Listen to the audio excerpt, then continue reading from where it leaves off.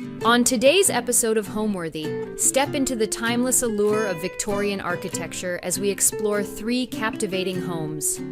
Our journey begins in California with a meticulously renovated 115-year-old gem. From there, we travel to Oxford, where a vibrant and eccentric English residence awaits. Our final stop takes us to Minnesota, where we'll discover a curated home with antique decor.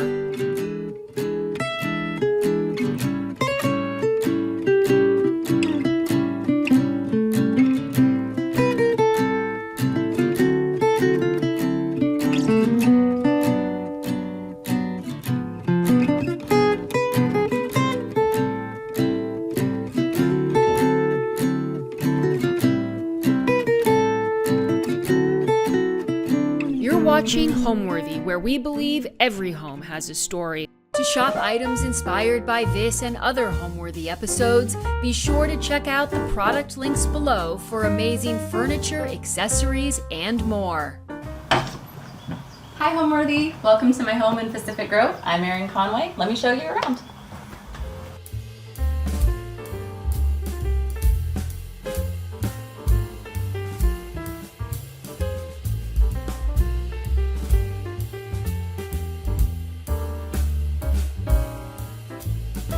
You're watching Homeworthy, where we believe every home has a story. Before today's episode, click the join button below to support all of the storytelling we do on this channel. Our growing community of members help to directly fund more videos so we can capture these extraordinary homes from around the world. So join today to receive early and exclusive access to new Homeworthy videos. Hi, I'm Erin Conway. I run the website Kismet House as well as the social channels Kismet House, where I document our home renovations and design. I am also an interior designer and I work with local clients as well as virtual clients. So we live in the town of Pacific Grove, which is a tiny little town on the Monterey Peninsula. It is almost overlooked because it's sandwiched between Pebble Beach and Monterey, which are more famous. It's a quaint, amazing little spot. And our home is a 1909 Victorian vernacular, which I did not know what vernacular was, but essentially it means it kind of adopted all these different looks from that era of build. So it's Victorian and lots of different little things. But it's a historic home. There's a lot of those around here in our little town. The story of finding this home, we actually found our way here by chance. We owned a home less than a mile away in the same town that we purchased because we were just desperate to purchase something, and we found a house in dire need of help and the home nobody else wanted, essentially. And purchased that and fixed it up, and that's kind of how Kismet House came to be. We documented the process of renovating that property. And because the way we found that home was we just want to buy property, it didn't really matter that it didn't have everything we needed. It just was a way to get our foot in the door here. And then I was driving home from a yoga class and I took a route I don't usually take, which was down our street that this home is on.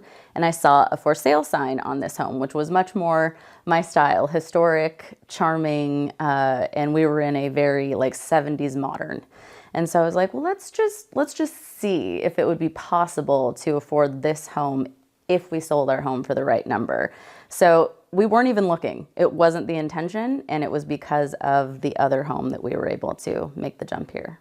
When I first saw it, I immediately called my husband. I pulled over in front of the house. I made a call to my husband and I said, hey, can you contact Charlotte, that's our real estate agent, and see if she could meet us today to walk through this home? He's like, what are you talking about? Like, what's even happening? And I was like, it's so beautiful. I feel like it could be amazing. We just need to see inside and see if it's got potential. Because we're always on the hunt for fixers. We like to put our stamp on it, and we don't like it already ready to go home. And on the outside, super cute and charming, didn't know what the inside had in store. But then once we toured it, I knew that day that we wanted to see if it was going to be possible to let the other home go to make this home happen. It's an interesting thing because when I shared that we were considering moving with my audience on social media, we were told we were insane repeatedly because we had put so much work into our prior home to make it just right. And this home needed everything. While on the outside, it was this beautiful, charming, historic home. On the inside, it was just a lot of, this was done in the 90s, this was done in the 70s, this was done in the 80s. All of the original charm was hiding underneath these renovations that happened, and you could tell what era they belonged in just because of the style of the renovation. So there wasn't any space in the home that didn't need to be renovated. So there was a lot of work to be done, but we were up for the challenge. We have done extensive renovations in this home, so we really wanted to honor the fact that it is a 1909 historic home with Victorian elements. And all of those charming details were hidden, so we made it our mission to kind of bring them back. So to my right, you can't see them from where I'm sitting, but there is a set of pocket doors. They had been boarded up. On one side, it was paneling. On the other, it was a bookshelf. And I could tell just by the cuts of the woodwork that there used to be doors there. It just made a lot more sense for the flow of the home.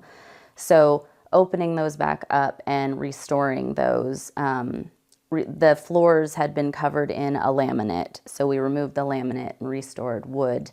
The plaster was crumbling where it was still there, or there was paneling in place. So restoring the plaster, restoring crown molding details that would have been there. It was just a lot of what would have been here, what is appropriate to be here, and bringing that back. So while there isn't a ton of original detail in the home, our hope is that when you come into the home, that's not the case, that you come into the home and you feel like you are in a 1909 home.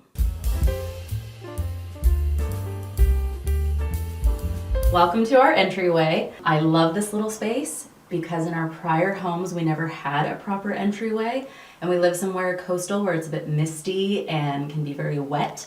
So having a place to drop the shoes, drop the rain jackets is very exciting for us. We did a lot of work in this space. It was funny, someone had mentioned, they're like, oh, the power of paint, as if that's all it took. And I wish that was, but we had to take down the walls to the studs because the plaster was crumbling and in really bad repair, and we replaced the plaster. We were able to salvage the original little button knobs here, which is very cool. It is the original front door and the original moldings except for the top. The dentil molding we actually added ourselves just to give it a little bit more presence and height. Additionally, in this area, we totally changed the floors. So the home had fir floors that we tried very, very hard to salvage. We lifted the laminates, found the original fir floors, but they were in horrific shape. We actually brought in a salvage team, and they were like, they're just too far gone. So because we got to put new wood floors down, I wanted to make the entryway feel special, which is why we did this pattern. It's actually called a Versailles pattern, and it's a woven wood, and I love it. I think it's so special. And then our staircase actually ended right here at this wall, but we extended the last 3 steps to go beyond so we could have this teeny little newel post and banister. My husband thought I was nuts because it's such a small change, but I feel like it gives so much charm to this little space. And we did it this fun contrast trim blue, so it still feels light and bright, but it just kind of lets you know when you walk into the home that it's just kind of a colorful, happy home. This is actually a picture. We decorated the home for Christmas our first year in it, and then I took this photo and sent that photo over to Minted where they can actually create this black and white, looks like a sketch of your home. And it's such a neat thing to have because the exterior of the home is so cute and charming. So you walk in and you get to see this sweet little moment. This plant lives in all climates, 365 days a year because it is plastic. I have a black thumb, so I have a combination of fresh flowers that I can keep alive for their 1 to 2 weeks, and faux foliage because I've tried and every plant I bring in dies, and so I just got tired of being the plant murderer of Congress Avenue. But I put this here just for a little pop of color because there isn't really anywhere you can add textiles or anything cool in this space. I didn't want to do a wallpaper because the wall carries up to the upstairs and I didn't know really where to draw the line, where it stopped and started. So this was kind of a fun moment to bring in a pop of color. And I like to have a dark black or wood in spaces just to ground it. And this it's this teeny little corner, but it's a place to throw your keys down, set your wallet, your sunglasses, and it's just a place to kind of establish that you're home. Okay, so you can see that this entryway splits into two. When we purchased the home, you can actually still see where the hardware was. This was being used as a bedroom, and so they had a door here. And we took that door off, and now you can go into one of two living spaces, and I'm going to take you into our family room. This room I call the pink room because I chose this really fun color by Farrow and Ball, Dead Salmon. Terrible name, which reminds me of a joke where there's two salmons. Oh, we named a color after you. Oh, is it a beautiful shimmering blue? No, it's pink. Why is it pink? And so Dead Salmon is quite fitting. It's a little bit morbid, but it's a beautiful pink color. But this is the room, like I mentioned, they were using as a bedroom. So these are original pocket doors. Well, the original pocket, the door we actually had made because the doors were gone. So we had doors made to fit into the original pocket. But they had sealed it off and put a makeshift bookcase in this space. And I could tell from just the way that the moldings were cut and the weird depth of the bookcase that wasn't an original feature, that this was probably pocket doors. So within an hour of having the keys, we were breaking into that wall to see if there were pocket doors. We found the pockets, and my delight was extreme. So we immediately were like, open it up. These are going to be two living spaces. This will be the more cozy family room space. So this room is quite cozy and petite, but it still fits a lot of great pieces, like this big comfy couch. I have a mix of high and low, new and old in here, things from vintage finds to Facebook Marketplace to Target, fancy little French boutique, Target. And I like to play with colors, so I have the pink walls, the blue sofa, a green chaise. I'm not afraid of color, and this room is definitely a representation of that. So this is actually a mural from Anthropology. I saw it online. Someone had their dining room wallpapered in it, so they must have had multiple because it's only so large. Loved it. Might feel a little bit overwhelming to fill the room with the wallpaper, so I decided to use the ornate trim work around it to just kind of create a moment that would ultimately frame out the television. And so the trim work that you see on the wall is mirrored on the ceiling, none of which was here. Again, this room was a total renovation, as was every room. We took it down to the studs, redid the plaster, smooth coated, fixed the trim, and then added back in details that may have originally been here, like the molding details. So this was just a really fun way to play up what we added to the ceiling on the walls and just give this room kind of a grounding presence and wow without being overwhelming. This room is pretty much where my 12-year-old son spends most of his time watching sports. So we all hang out as a family in here. We'll do movie nights in here because it's a big couch that we can all kind of climb onto. But this room, my son is always in here with his squishmallows, watching sports. He calls it his living room. It's his favorite place to be in the house, but it's such a comfy space. So we usually all end up piling in here, but it's kind of Finn's room. Originally, when we did this room, I was trying to convince myself that I wanted a super duper modern light fixture to be a juxtaposition with the very ornate moldings. And I did that, and I didn't love it, and I kept trying to make myself love it, and it was very much a square peg round hole. And so when I found this Lucille fixture from Ballard Designs, I couldn't resist bringing it in. It feels like such a cool antique piece. It feels like it could be original to the home. It's just a showstopper. I don't think I've ever had someone new come to the home and not notice it. She's just a beauty. So I love it so much, and I'm glad that I let go of my need to have that super sleek modern fixture because this one's so pretty. This piece I have been carting around with me for a while. It is a Facebook marketplace find that I got for 40 bucks. I love it so much. I think it's so charming. I love the detail work and the crystal knobs.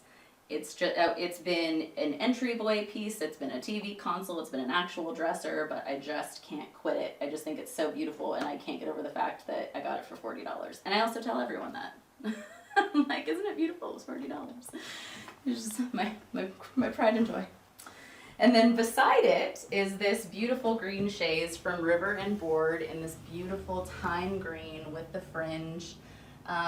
This, I feel like my mom was guiding me with this purchase. This is so her. And I'm not usually a fringe girly, but I just fell in love with this piece and I coveted it for a while. I kept it in the cart of my online shopping basket for months, and then finally for my birthday a couple of years ago, I said, fine, I'm doing it. I'm buying myself the chaise. And I did, and I love it so much. It's so comfy. It might not be the most practical piece of furniture, but it is my favorite piece in the house. And next to it is this gorgeous lamp that I scored at a vintage market. I walked in, within the first 30 seconds I saw it, picked it up, carried it to the front desk, and that was my shopping for that day. I was so excited about it. So I love this little corner, and I tend to be the one enjoying it, in addition to my 6-year-old daughter who also loves the chaise. So from this space, we open up right into the main living room, and then this little mirror on the wall is actually, I love it because when we purchased our prior home, it was in one of the bathrooms. It had kids' stickers all over it. The bathroom had like bamboo wallpaper. It was terrible. And so the mirror looked terrible in that space, but then once we took it down and cleaned it up, I was like, oh my gosh, I love that thing. It's actually really charming. So I just cart this around with me now. It's something that looked like a tear down from an old house, and now I just love it, and I think it's special. So it stays. It lives to fight another day. Now, right off of the family room, we have the living room.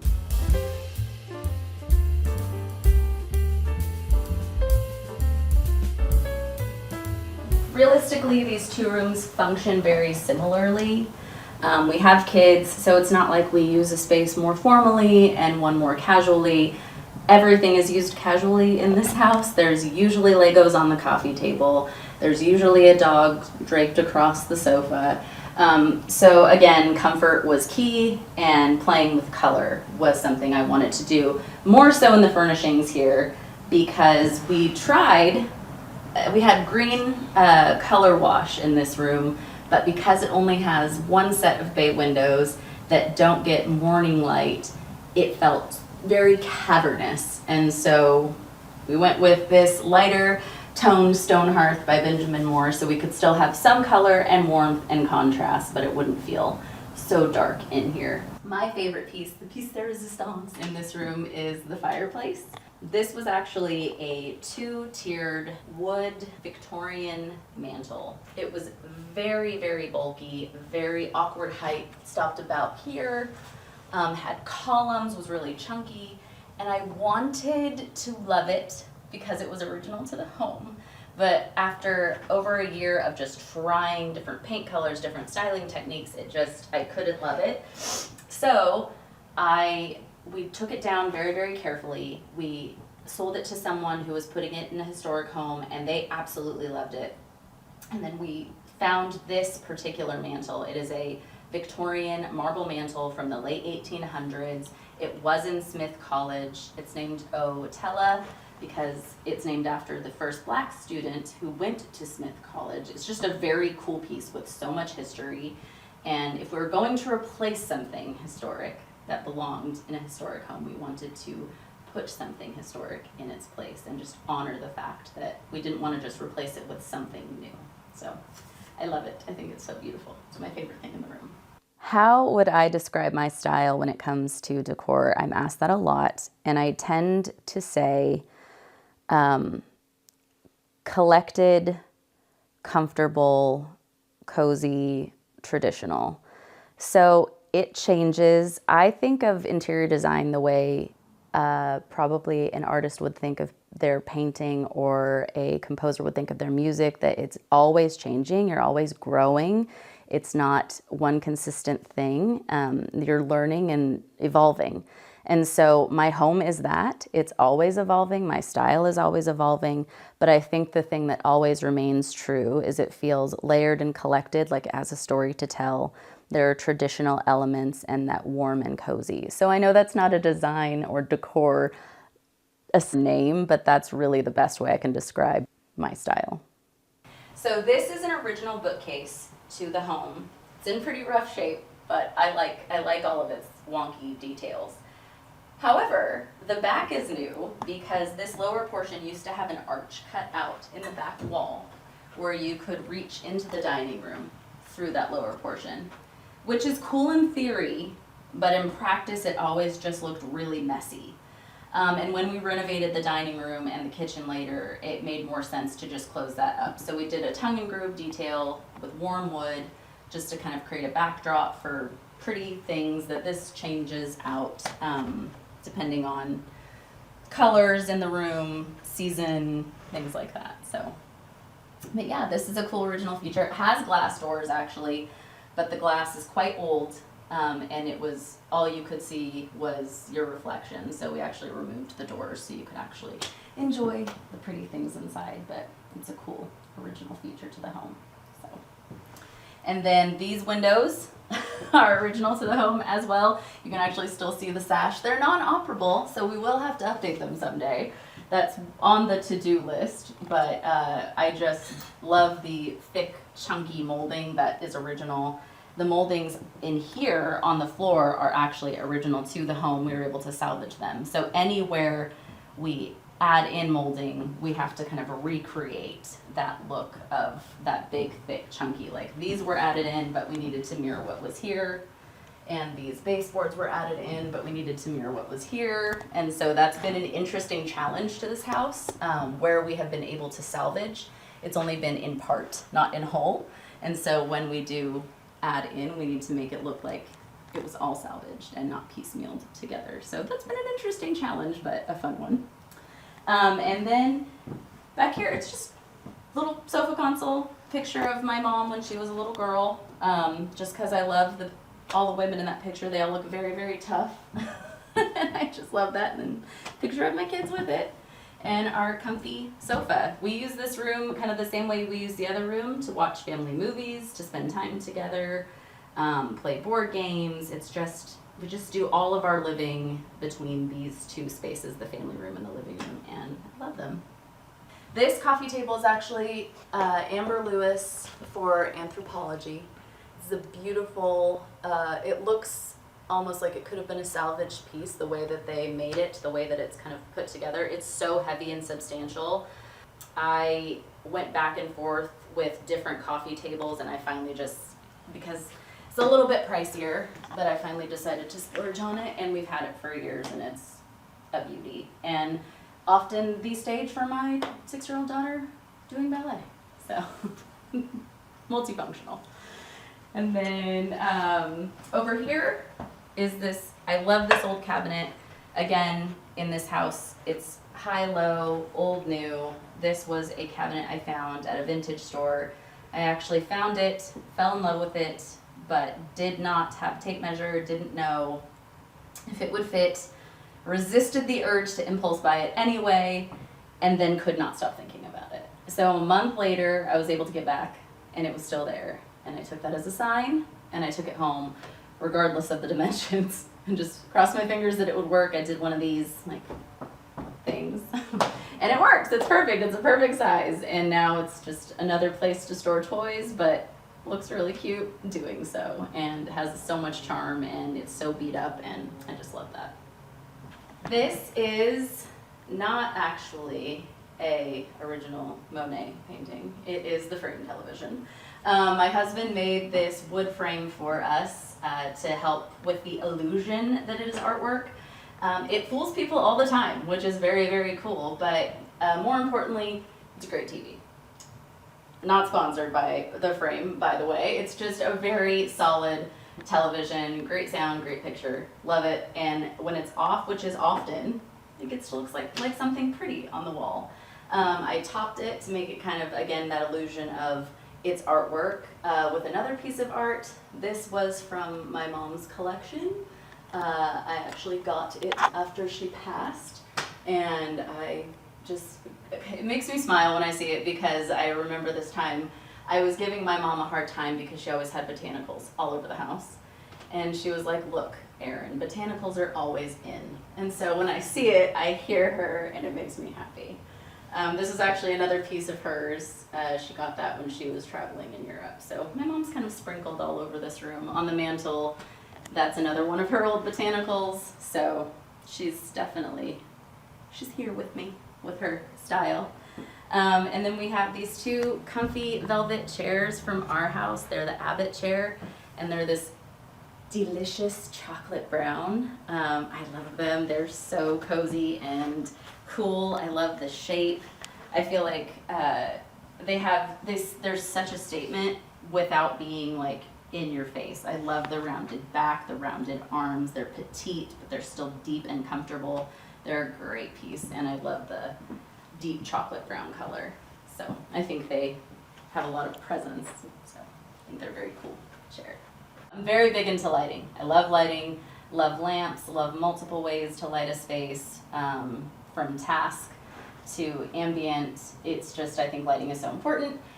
We didn't run the electrical in this wall when we did the renovation and updated the plaster, which I regretted. So I got these cuties from Pookie, which are battery operated. So they can go anywhere without any hard wiring, but they're actually a really legit light option. They cast a great light, the light is warm, it doesn't look like LED battery, and now I can have my sconces without my hard wiring. And then the last light that I'd want to point out in here is the chandelier. It's this beautiful Leland chandelier from our house. It is absolutely the jewelry of the room. The reflection in the mirror, the way it has prisms and catches the light and has cast rainbows throughout the room at different points of the day. It's just such a statement, and so happy we put it in here. This room originally, though, looked very, very, very different. This wall was paneling, hiding the pocket doors. There were acoustic tiles on the ceiling. There were no molding details except for the base. This was a very, very small walkway right here with a closet. We had to gut everything down to the studs, re-insulate, replaster, smooth coat, paint, and then add moldings back in. So there's very little original to this space, but again, our hope in the restoration, renovation of this home is that when you come into this space, it feels like it was always this way. And then coming off of the living space as an entryway, we go into the kitchen through this big, beautiful arch that was not here. This was about the depth of the hallway before, and this was a closet door that had just shelves for coats and things like that. And it was just a teeny narrow hall. There was actually a drop ceiling in the hall. It was very, very dark, very strange, and really restricted the flow from kitchen dining to living space. And so when we decided to do the kitchen renovation, this was one of the first things I wanted to do, was to open this up to bring the spaces together and create some harmony between kitchen and living space. My favorite part about my home, I think, is the kitchen. We just completed a massive gut renovation of the kitchen. It was a very small, compartmentalized 90s renovation kitchen, and then a dining room that felt way oversized for the kitchen. And so we opened up the walls, put a steel beam in so we could connect the spaces, expanded the cabinetry, but again, tried to do it in a way that it felt like obviously this kitchen is new and just was done, but it feels very charming and homey and traditional and feels like it belongs in this home, not like, oh, this was done in 2008. So that is my favorite space. It's the heart of the home. We're always in there cooking as a family. When we entertain, that's where people gravitate towards. It's just a really happy space.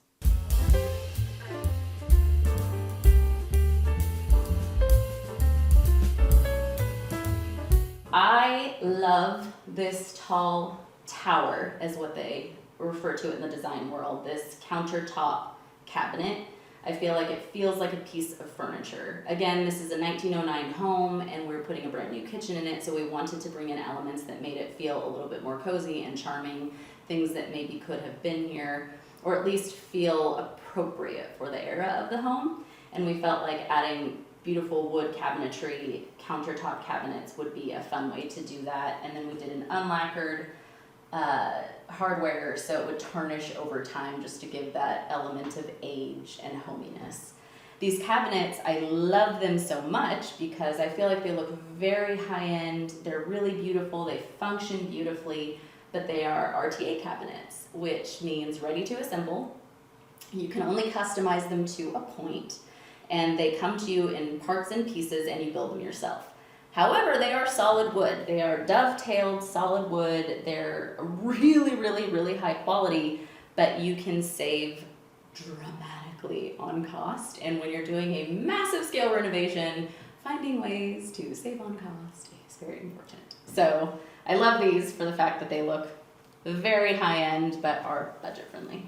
Some of my favorite features about it are the lighting, because I designed them. These are lights from a line that I got to design and create with Maxim, and I'm very, very proud of them. And a lot of things in the kitchen, I kept these lights in mind because I wanted them to feel at home in the space when it was done. So I'm very proud of those. And the kitchen, other than that, this is my baby. I am not a chef. I am a Trader Joe's heated up in a pan toast gal. But my husband is a chef. He is fantastic. He is such a great cook, and having 6 burners and a wider range was really important to him, and having something really beautiful was important to me, and we found this extremely beautiful functional option from Ilve and just love it. And it's kind of like the showpiece of the kitchen, which is why we made it such a focal point in this space. So above the range, we have this collection of copper pots. So I'm asked all the time, how do they function? Do they cook well? I don't know because they are decorative. I'm sure they function beautifully. I got them from Etsy. They are original copper pots. They're very, very old, but I really just wanted something to be a beautiful kind of piece of art in the kitchen. I'm sure they're functional, but I can't tell you from experience how well they function. Over on this side of the kitchen, it's the sink. A non-negotiable was a large, deep sink for washing dishes, setting platters down if we were to entertain, and I really wanted to do this fluted detail in the front just because it feels very charming, old school European cottage, and so I knew I wanted an apron front with this really beautiful fluted detail. And then something else we added is this heat vent down here. Instead of just having your classic heat vent, we went with a really decorative option so it could feel special. And then instead of doing a classic toe kick or place for your feet to go, we did a baseboard to make the cabinetry feel like furniture. Another way to kind of give that old, homey, warm feeling. And then again, unlacquered brass on this bridge faucet, so it's super tarnished, and I absolutely adore the fact that it's tarnished because, again, it gives that old, charming, lived-in element, which is super important to me in this home. This used to be actually a bumped-out window with a ledge and a vertical slider, like small rectangular window. So when we renovated, I opened up this huge hole in the wall so we could have these massive French windows, and I went with this petite frame because, again, charming, cottagey, old feeling to them. So I just feel like it's such a statement and it feels so special. And then this is what we call our butler's pantry. This is where all the snacks and kids' plates and Tupperwares and things like that live. As much as I love the idea of having glass front, open shelving, that wasn't reality for a home with 2 kids.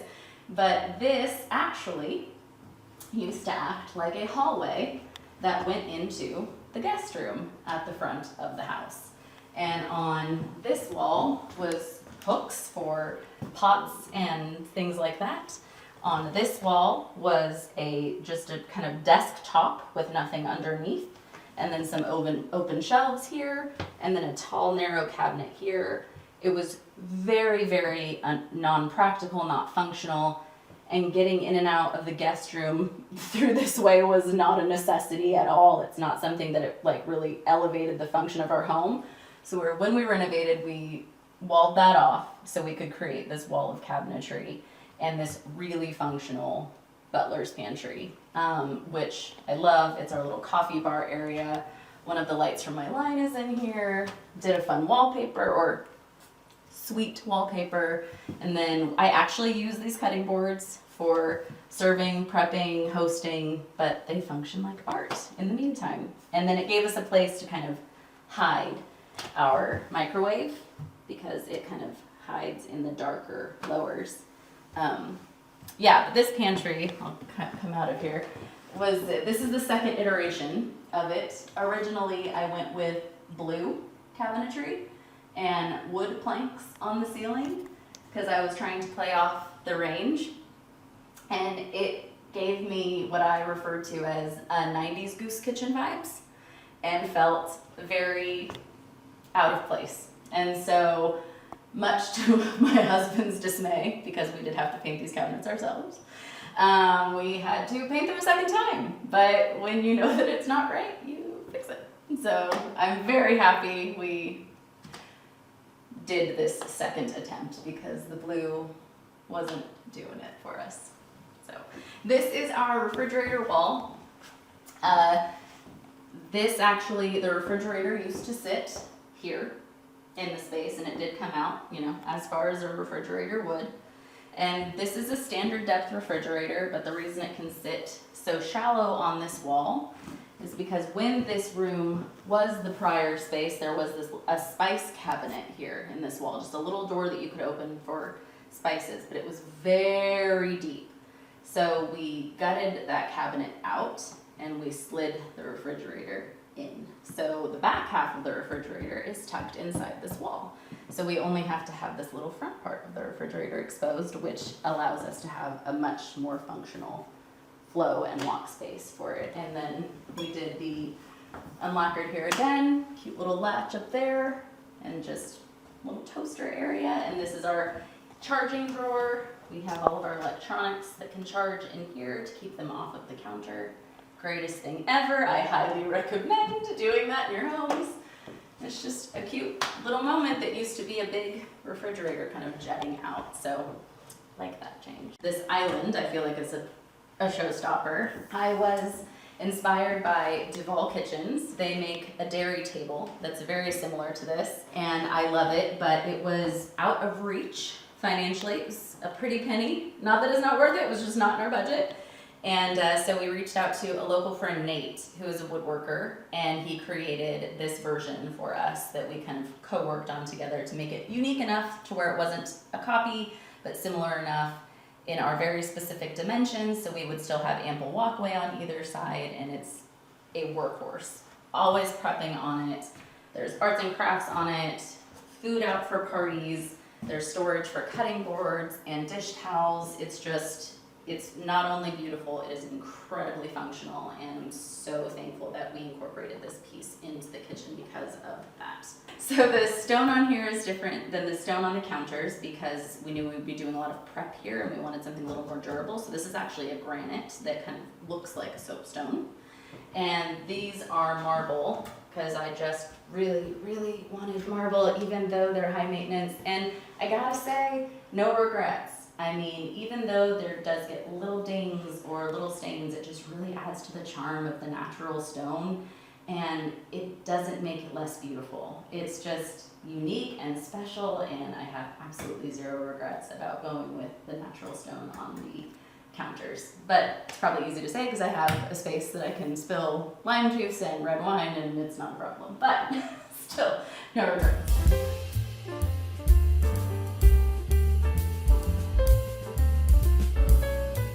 And then now we're in our dining space. So this room looks quite different than it did before. There used to be, again, this was a teeny hall, so there was a wall here and it opened up very small entry space into the kitchen. And then this was the long, narrow dining space that seemed, the scale of it hasn't changed, but it just felt so disproportionate because the kitchen ended about here in the renovation. And so that felt really tight in a little walkway, and then this felt really vast.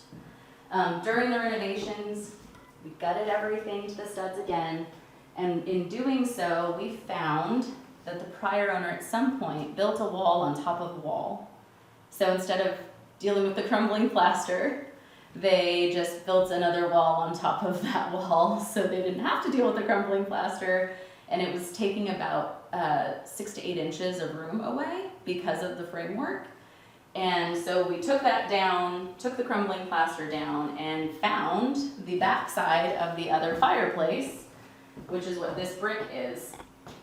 And we brought someone out to see if we could make it a dual-sided fireplace or what we could do there, but because of the age of the chimney and the age of the brick, making this operable on the side wasn't an option. But I decided, that's fine, let's just build a faux fireplace. Let's utilize the brick that we found and build this hearth and just make it kind of a sweet element in the room, even if it can't be functional.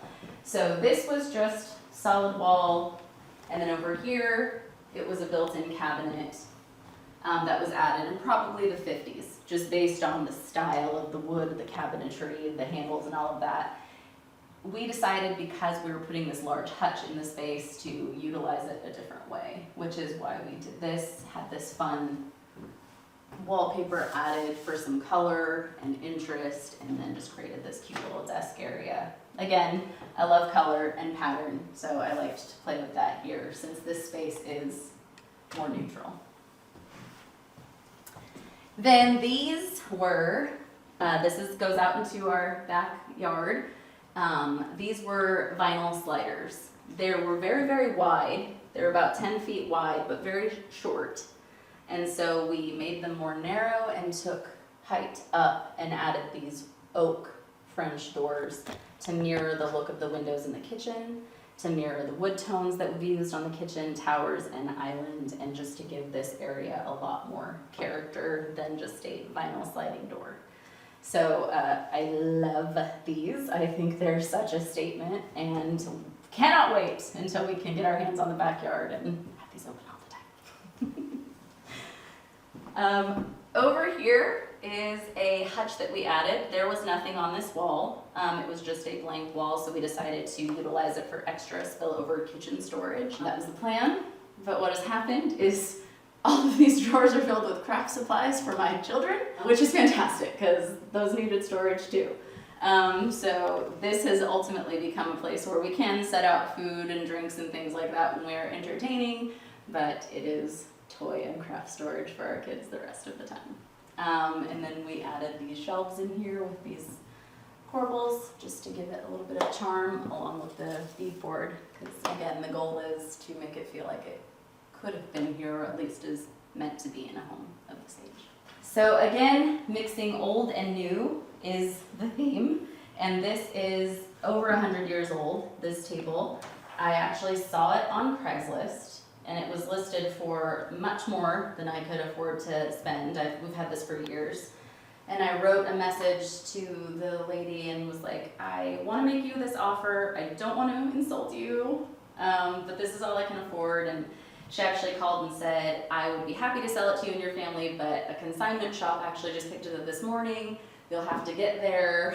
I said, pick it up within the hour if you want it. So we stopped what we were doing and went to the consignment shop and bought it from them. They didn't seem pleased because I think we got it for a price that was less than probably what it's worth, but we love it because it shows so much wear and tear. There's so much patina on it. There are burns and stains, and we have no fear about painting on the table, arts and crafts, Play-Doh, spills, because that's just what makes it beautiful and charming, is all of the imperfections of it. So it's not quite large enough for this space, if I'm being totally honest, but I love it too much to part with it. So with it, we just have these cute little round back cane chairs, and then this vintage bench that I found at an antiques store. My kids love to sit there. They love to sit on the bench. That's their favorite. So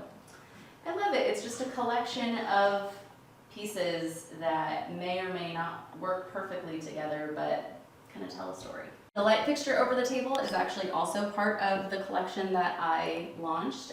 This is the linear chandelier from the Kismet collection with Maxim. We had a standard round 5-light chandelier here, but decided because it is kind of a long, narrow space with a long, narrow table, this would be ideal. And I feel like it looks so cool. It's interesting. It's a little bit more modern. So I do like that juxtaposition with the much more traditional space. But these little accordion pleated glass shades give it that older element, and then it's gold leaf on these fixtures, so there's some wear and distressing to that. So I feel like it's a nice balance of new and old, and I think it's the perfect size for this dining space. So when I had the opportunity to create a lighting line, they offered for me to just kind of be what they call a tastemaker, where you go through the collections that they're either launching or have already launched and kind of put your stamp of approval on them. I had asked if I could be more involved than that and actually come up with my own designs. And they said, yeah, we're game. I let them know I'm not a lighting designer, so these will be sketched out very crudely with pencil and paper. And then I'll have some like sample colors and inspiration, and hopefully I can explain to you the vision. And that is what happened. I drew crude sketches with pencil and paper. I put a mood board together and then presented my designs. They loved them, and the rest is history. So yeah, it just went from crude lines on paper to CAD renderings to a sample being made and sent over for us to approve to market. They just launched we went to market in January, and they just became available like 2 months ago. So it's all still very new and very cool and very exciting. I saw someone reshared a picture of our kitchen, and someone in the comments who doesn't follow us was like, oh my gosh, those are my lights. And I was like, oh, someone has my lights in their house. It's just such a cool thing to experience. So it's pretty neat and surreal, but I'm very proud of them. So when it comes to my home, where I find inspiration, really everywhere. I love old things. I love finding antiques. As far as inspiration for a particular room, I usually find a piece of art or a rug or a textile that I love and kind of build off of that palette. But as far as inspiration goes, there's lots of incredible designers that I'm inspired by. I love a Nancy Meyers movie set. I think the thing that's so amazing about her movie sets is they feel very, very, very lived in, and you believe the family in that movie actually lives in that home. And so I'm just inspired by things that feel warm and cozy. And I grew up in a home that was very much that. My mom was very into design herself, and lots of color, lots of pattern, 6 kids running around, so lots of function, lots of comfort, but really beautiful and welcoming. And so that's really where I pull from. All right, now let's head upstairs and I'll show you the rest of the house.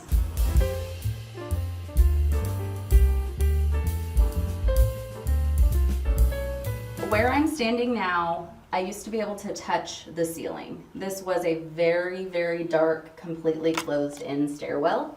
There was a little seashell light right here.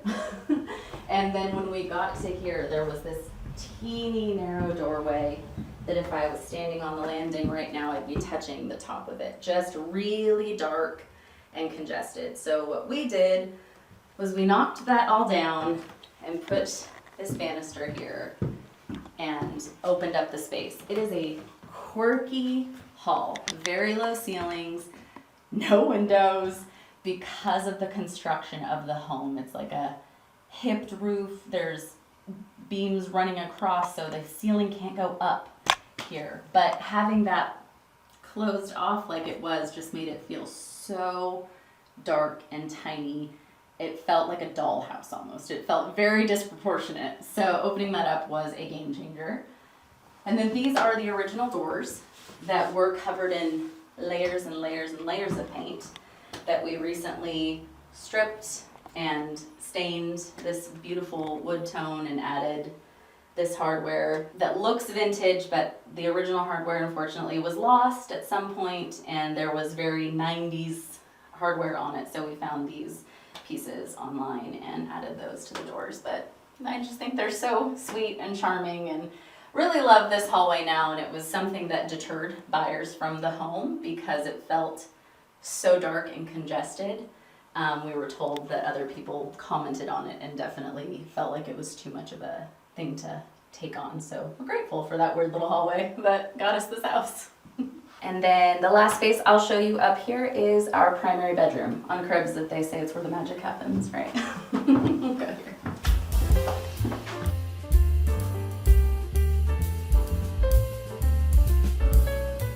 This is our primary bedroom. It's actually probably the smallest of the 3 bedrooms upstairs, not counting the office, of course. But our kids use their rooms like play spaces. They hang out, they play video games, they play dolls. And so we decided, what do we do in our room other than sleep at the end of the day? Let's give them the larger rooms to enjoy, and we will take the cozy room at the back. We decided to just embrace the small nature of the room and create a really, really cozy space. We did that with, So we did that with wallpaper, fun vintage hardware. My husband made these doors for our closets. They were bifold doors that you would just get at a general hardware store, so he created these for us to just make them feel a little bit more special. He added the beams to the ceiling, and then we did a combination of a trim color, wallpapers, fun art, and then just a lot of fabric and color to feel really, really warm. I wanted to come into this space and just want to crawl into bed, want to spend time in here at the end of the day and just relax. So the color palette in here is very calming, and we love it. It's just a cozy little space. So this is a cute little skinny bench. They were quite the hot ticket item for a while there on social media. We got ours at Through the Porthole, which is a vintage dealer. It's just a cool piece. It has so much character. It's a little bit rough in spots, smooth in spots, but we actually genuinely use it daily to sit down, to put on our shoes, to take off our shoes. It's narrow, so it's not imposing on the walkway, but it has so much character. And so really love it. Highly recommend if you have a foot of the bed, but not an ample space for a cute little feature at the foot of your bed. So again, the running theme, old, new, high, low. This is a very kind of Art Deco shaped dresser, which you would think doesn't really make a lot of sense in this kind of very cottagey inspired bedroom, but it's interesting and it's substantial. It fits this spot perfectly. It softens it up because there's so many harsh square angles with, again, the framed TV, framed art, and so to bring something soft with some texture really made it interesting. They say about outfits, it needs to either be an interesting color, an interesting shape, or an interesting texture or something like that. And I feel the same way about furniture. Like, it needs to be interesting in some capacity. And this is such a focal point. We got this from Eclectic Goods, and it's a great piece, very substantial, very cool. So, love it. And then over here is my antique dresser. It's a beat up old redwood dresser, totally different than this dresser. But again, it has some soft curves to it, has soft sides, a rounded top, these old rounded handles, just to, again, create some sense of curvature in this very angular space.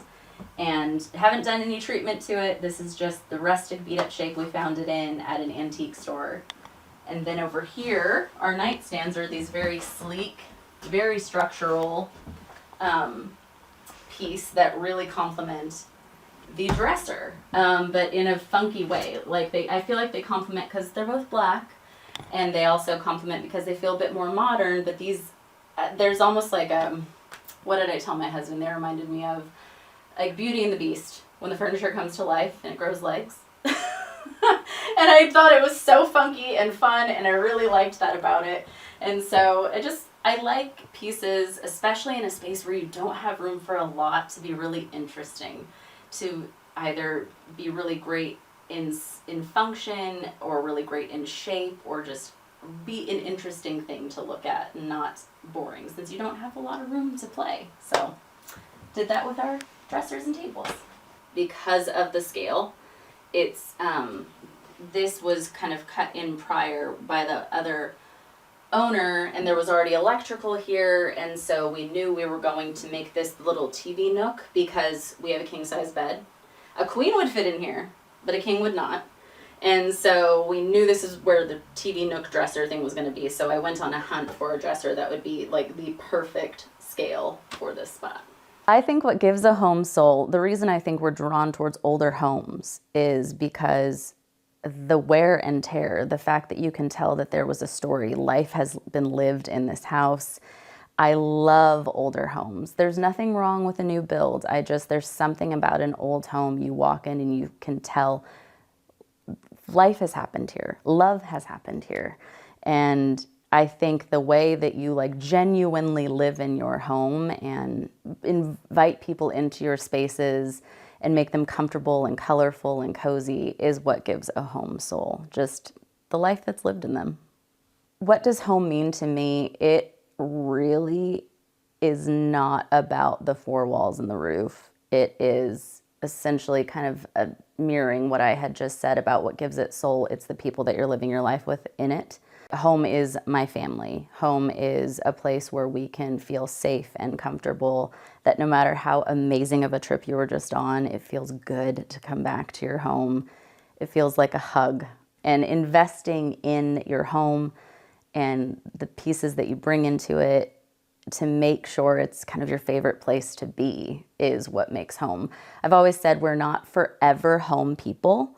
We're maybe forever town people, but we're where our family is going to thrive people, where our life is going to be lived to the fullest. And the home is a reflection of that life that we're living, but it's not about the house. It's about the people and the life you're sharing in that house.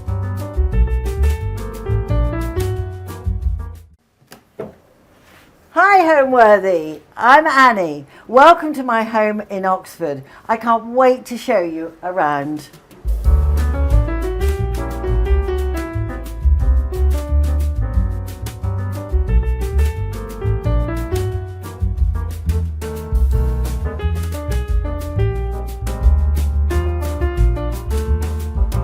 You're watching Homeworthy, where we believe every home has a story. Before today's episode, click the join button below to support all of the storytelling we do on this channel. Our growing community of members help to directly fund more videos so we can capture these extraordinary homes from around the world. So join today to receive early and exclusive access to new Homeworthy videos. I'm Annie Sloan and I have a business making paint. I invented chalk paint in 1990. This is my house in Oxford, in England. It's a Victorian house built, I think, about 1870, around there. It's a four-storey house. So we moved here, my husband and I think three of my boys then. We all moved here in the year 2000, so we had the millennium here, which was great. And it was had been lived in by an archaeologist and his family, and so it was very Victorian. He made it very Victorian, very quite heavy and dark, I thought. So great bones, this house, I love it. But we've made it a lot lighter. So this area here, actually, when we bought it, was outside, and these were the old back rooms. So there would be, I think there was an outside loo, really broken down, but an outside loo, an old scullery area, and to my left was the garden area. So we've made this another building, and lots of light coming in, and it goes looks over the garden. And it's what we call the garden room. So it's got a more modern feel to it. And we go out there where we've got the car, and we use this exit and entrance a lot. And so we've kept the front of the shop. I was going to say, we had a shop at that point.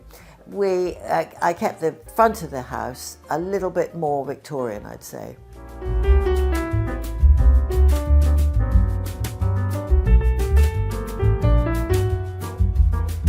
So, welcome to my hallway. This is where you come in.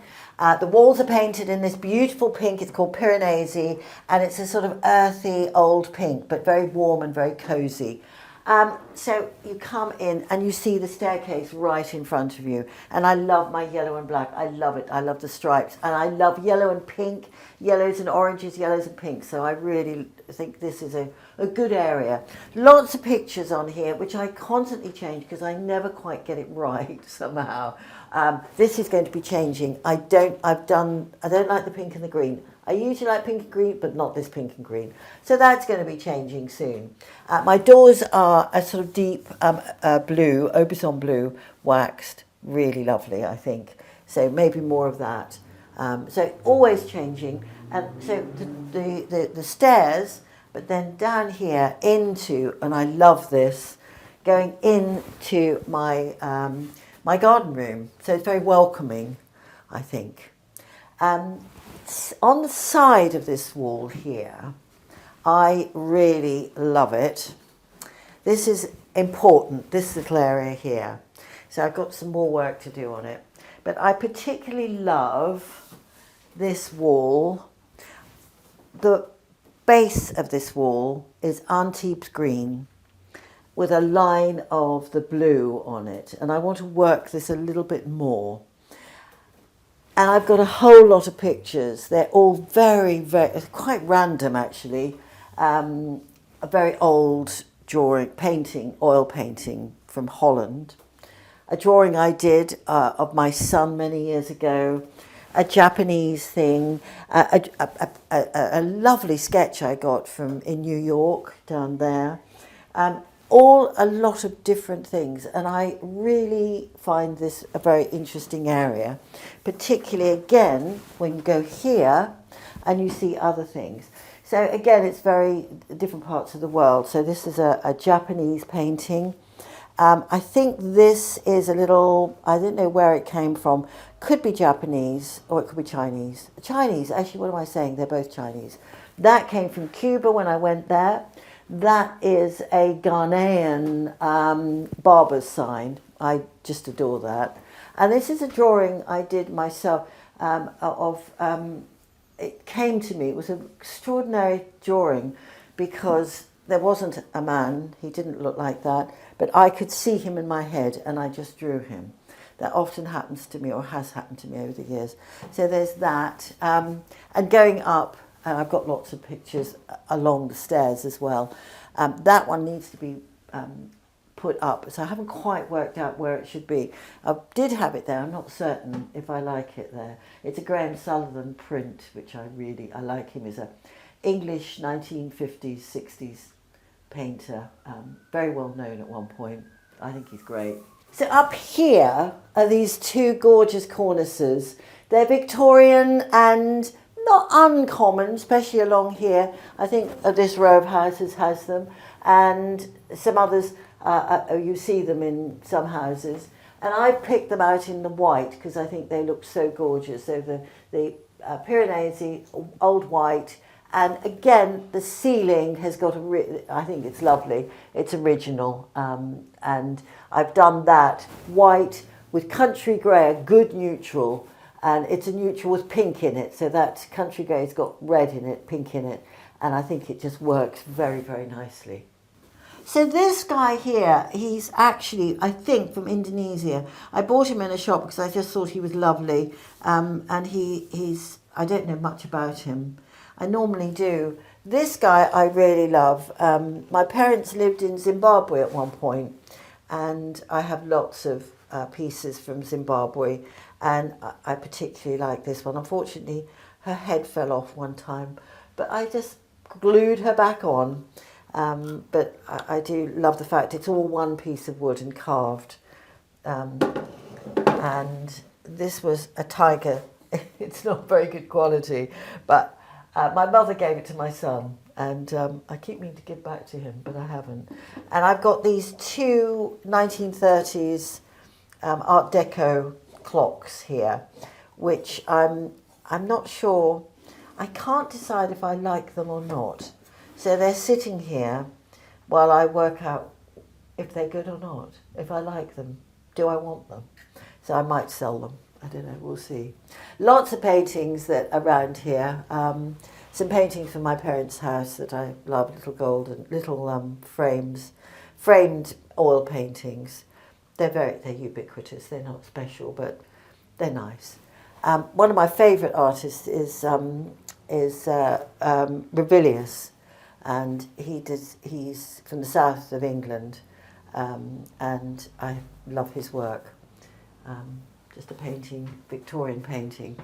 So yes, my house is very colourful. There is a lot of colour in it, although I don't think it's overpowering at all. It's never, in my opinion, it's never jarring. So I think that's because the way I use colour is not just to throw everything in. I think you have to be able to use colour so that it is not jarring on the eyes, but it is gentle and soothing, but at the same time it's quite exciting. I think sometimes when people say, I love colour, they think that you have to have like 20 colours in a room or in a scene or on a wall. You don't at all. But you do need a sort of base for everything. You always need a neutral somewhere. The neutral can be very dark or it can be very light. But my neutrals are actually really important in my colour palette for my paint. And you don't want to have, I think, more than 3 colours. And yet sometimes you look at my rooms or you think there's more than 3 colours there. Well, there probably is, but the main thing will be one colour, and then there'll be pops of other colours all around. There is one space in my house which isn't like that, and that is my main sitting room where I've got shelves, and that is a lot of colour.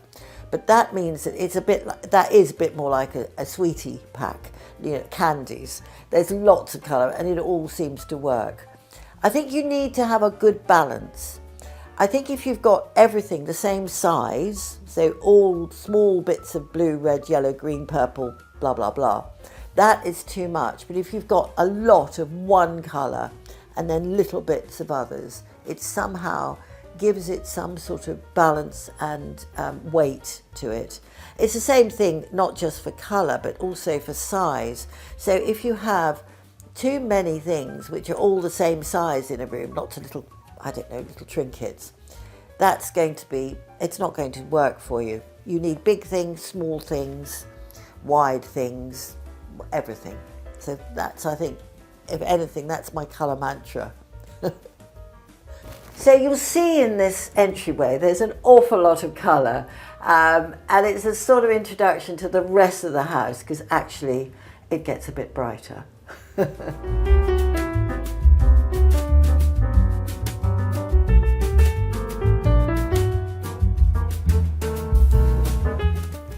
So welcome to my sitting room. It's in 2 parts, this part here, which is in green, and this was one single room, but I've knocked through to get to the back part there, and that I've done in Cambrian blue. And there's another door behind there, but we don't use it because there were 2 separate rooms. But one big room, although in fact the way the chairs moved, we sort of are in this bit or in that bit, but occasionally when we have friends, we push that back and then it's one big room. I have so much in here to tell you, I don't know where to start actually. I think where I'll start are these 2, because these are really important, these 2 beautiful chandeliers. They're French, I think 1960s. They're rather Chanel, I think. I think she had that sort of the idea of those palm fronds was quite, I've seen a table like that. So I like to think I'm being very Chanel.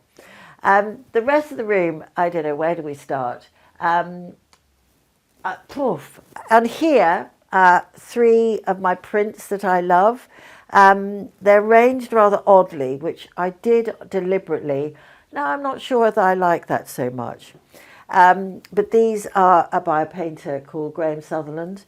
I've got one upstairs. And this painting here this drawing rather, is by Michael Ayrton. And it's the whole thing about man and beast and that sort of thing. I love it. Gosh, so much to talk about. This is a piece I painted myself. I love it because I just love it. I don't know why, but it's a stencil that I designed and made after an artist who I particularly like, a designer that I particularly like, called Enid Marks. This is a great jug that I painted, and it's just got two little handprints on it, which actually was one of my stencils.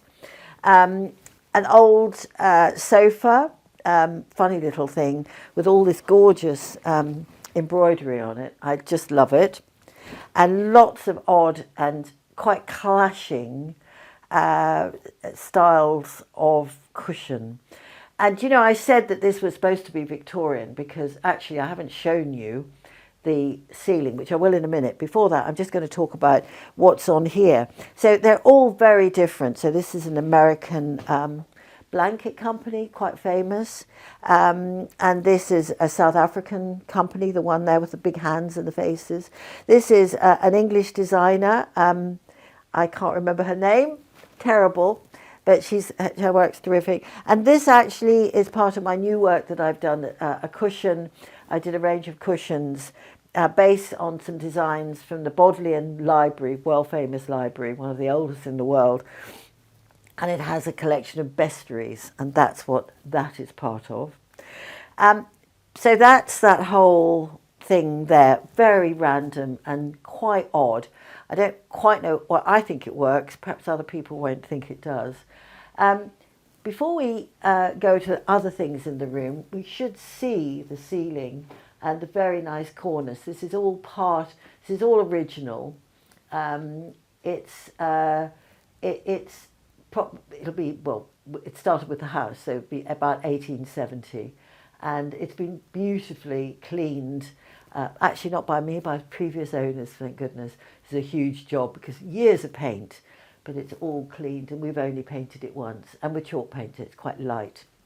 And the colour on the ceiling is country grey. I talked a little bit about my neutrals, and that neutral is made of two complementaries, which is red and green. And if you mix red and green together with white, depending on your mix, you get a sort of colour, that sort of neutral. So that's why it works particularly well with this room, this green, this shinkle green, my wall colour. And outside it was the pink. It worked with that as well because there is pink and green in there. It's wonderful. And these are some bits and pieces that I have. Again, another Graham Sutherland. His work, I think, is really earthy and wonderful, but he does them in great colours. It's all about nature. So here are sort of fossils and insects and stones and sort of bits of fungi. I love his work. I think it's wonderful. These are two paintings by, two etchings rather, by a painter called Robert Cahoon. He's one of the Scottish painters from the 1950s. I'm really keen on the 50s. I really find the art there, particularly British art, really interesting. And some other little bits of paintings that I love. A plate that I designed for Charleston. Picture of my mother. A beautiful Roman, better not move that. A Roman foot. Just lots of little bits and pieces. And I do it with lots of things like this. So this is a seed pod I found. I think it's just wonderful. So things like that. My grandchildren love them as well. And talking about seed pods, I have this, this is a tray or bowl from Tahiti, which I was born in Australia, and my parents came to England with me, and we came by boat, and we stopped at various places, and we bought that, so I keep that. And in it, I have lots of, like an ammonite, natural things, and some seed pods, different seed pods, a oyster shell. Oh, that, it's a horn, of a goat that I found in Ethiopia. So I've travelled an awful lot, conquer. So my grandchildren come and they always look at that, which I love. Have a look at the fireplace. Beautiful, it's marble, lots of lovely things. Skulls, bits from, I bought that from a Chinese painter, a Chinese artist in China. This wonderful thing, which I absolutely adore. She's a tattoo artist, and she's made this pot and done it with these absolutely wonderful designs on it, which I think sort of look like tattoos. So that part into this part, this is all painted in Cambrian blue, and it's a slightly more mellow space, a little bit quieter. The noise is different, don't ask me why. This is one of my favourite things. It's an amazing screen that I have with, I think it looks like Aubusson blue and some of my French linen and colours. So that's a favourite piece. Table, just wonderful things. An old drawing I did myself there. It's a pot and I painted it. That's my sons, 3 of my sons on there, and my grandchildren. There you can see there. And this is Gordon. Gordon, not everyone loves them, but I love Gordon. My grandchildren do as well. Around, some Japanese pictures. Again, some paintings that I've done. Just little bits and pieces. They're all collections of all sorts of things. And we flip around, and so we're in Oxford, and my husband was at Corpus Christi College, Oxford, and we went to a salvage place one day and found these, and these were the doors from one of the college rooms that they had got rid of. I was amazed. So we bought it, and so that's the, what are they? The pelican who's biting itself, and that's the blood. And so this is these lovely old doors. It'll be 18th century, I think. I painted it in furl behind so that you can really see it, and it's strong. I love this. I love this. I painted this, sponging, cutting shapes and printing them. So many things. Lots of lovely things. Some of my favourite artists. Shall I show you this? Because I love this. So this is my beautiful lady. She is a real bust, so a real mannequin, and she's covered in old French paper, and you can read her if you like. And of course her body is extraordinary. So that would be a corseted woman from probably late 19th century, and someone's given her a hat. Well, no, a head rather, but it's a light bulb. I think it's fantastic. For so many reasons, it looks quite surreal. And I bought it in France, and we got off the ferry, the boat to France, had a coffee, passed by a little antique shop, saw that and thought, I've got to have it. So, and she's been with me for a long time now, her and her tiny waist. So this blue room, mainly blue, lots of blue things in it, has got a second colour in it. Well, I remember I talked about having always a neutral, a main colour and a second colour. And so the main colour, second colour in here is orange. It's called Barcelona orange. So here is a table that I've had for years and years, and painted in that colour and waxed and been with me for ages. And my children have really used to try to beat it up, but it's still looking amazing. And then above here on the side, I put 2 shelves in because I love jugs.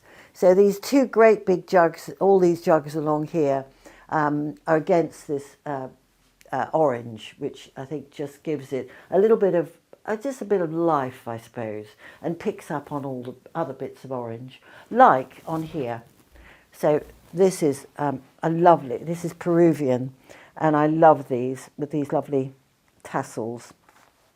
So that sort of picks up on it. So the orange, the blue's there, and then occasionally, of course, I've got something completely different, but orange there again. and a lovely carpet, lovely rug. Actually, it doesn't have orange in it, but it probably should have, shouldn't it? So I don't know what you'd call my style, but it is, it's a sort of organic. I haven't sat there and decided. I'm not a designer who goes and just does the whole house at once, and it's very organic. It's grown organically over the years. So, and I buy a lot of stuff. I'm a bit of a magpie. I see stuff and I want it desperately. I love it. And so I've got all these sort of prizes, these treasures, and they're all over the house. So the initial idea that this would be more modern and the rest of the house would be more Victorian, that was the idea, but in fact, it's all merged in. I suppose I like a lot of colour, and I don't aim to be maximalist. I don't aim to be anything, actually. I just aim to please myself. I think my maxim is you need to be able to, I got this from my father as well. He said, I want to be able to sit in a chair in my house and look and think that is beautiful. So that's what I want to do. So I do sit in different chairs all the time going, is that nice? Is that good? So this is in fact a great way to decorate your house, because you can see there are gaps, and you will sit in a chair that you don't normally sit in and go, oh, that's totally wrong. So that's how I do it. It does have to be visually beautiful for me.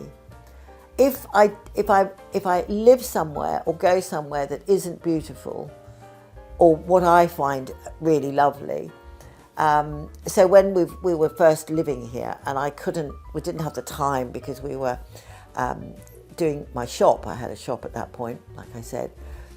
I would not be able to look. I found it so horrible. I can't look at certain things. It sounds crazy, but that's what I am. So, next stop, the kitchen. Come with me.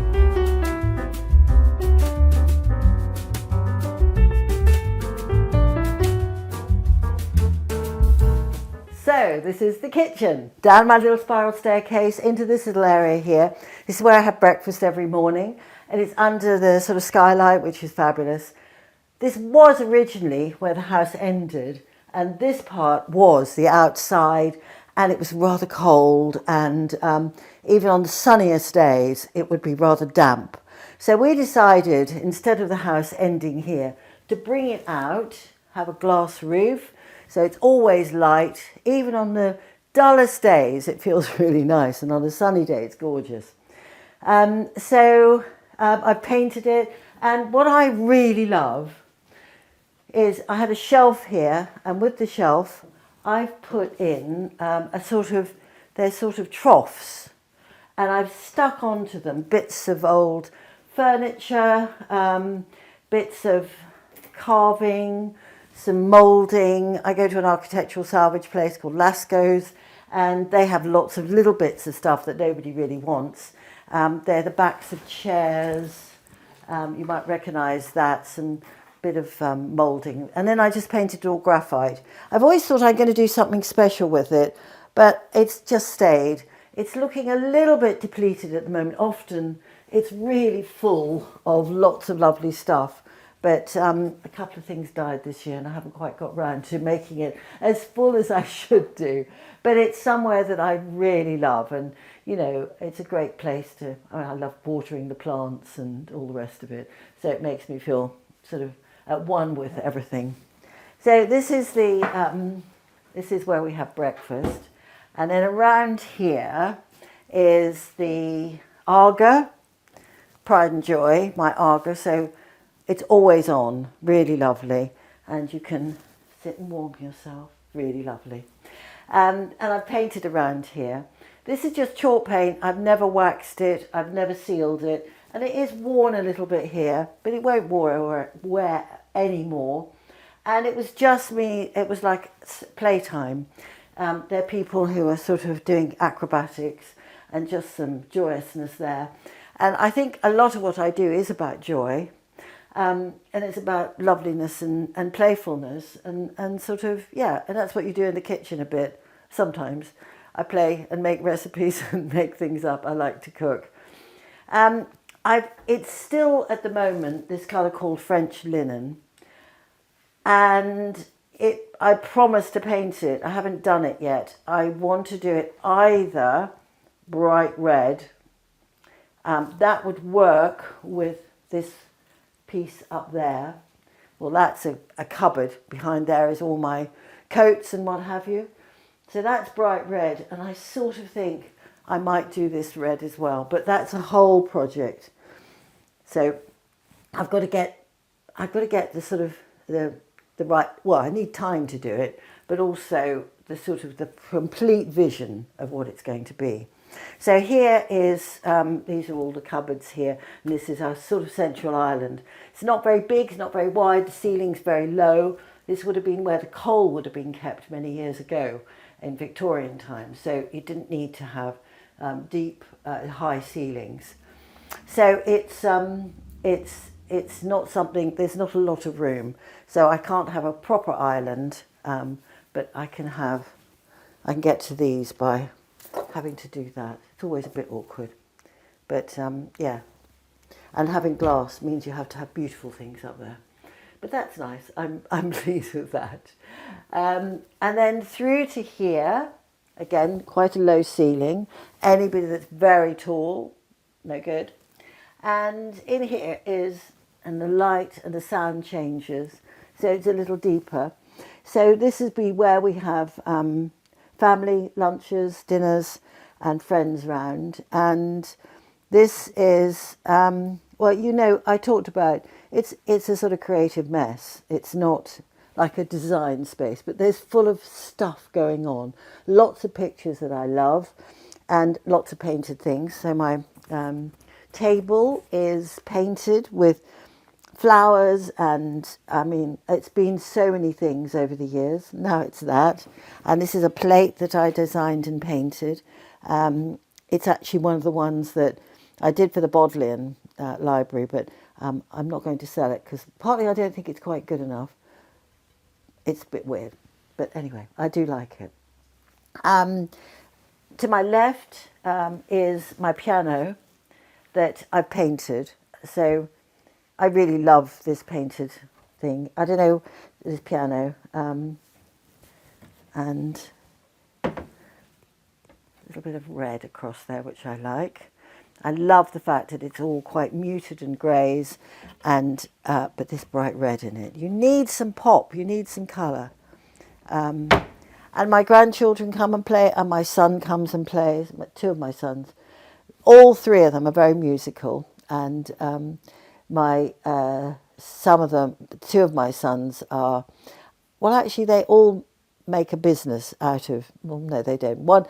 Two of them are professional musicians, so this is something I really, really love. Two paintings there and another one over there, rather etchings, drawings, by an artist who I love, which is George Gross, German, from the pre-First World War, always between the wars, and it's quite dark, but I think the work is incredible. And there, another one of Michael Ayrton, who I love, and it's the Minotaur, and he's got a human body, but a face of a bull, and a tail as well. And I think it's the thing about, you know, the man and beast and all of that stuff. Great story. I love it. And there's a picture of my father over there. A lovely photograph that I love from the 1930s. Oh gosh, so many other things in here. So this is this great space here, slightly quieter, more business-like there, and then more light in the next bit. What makes a house a home? I think that's a brilliant thing to think about, because there are some houses that I go to or have been to that visually are not great and are not giving me many vibes. So for me, the vibes are really important. I also think that it shouldn't be incredibly tidy, and you'll find that in my house. It's tidy, but it's not it's not within an inch of its life. So there's history. There's a sort of time history. You know, you'll find maybe some things that I've had out and looking at, and they're still there.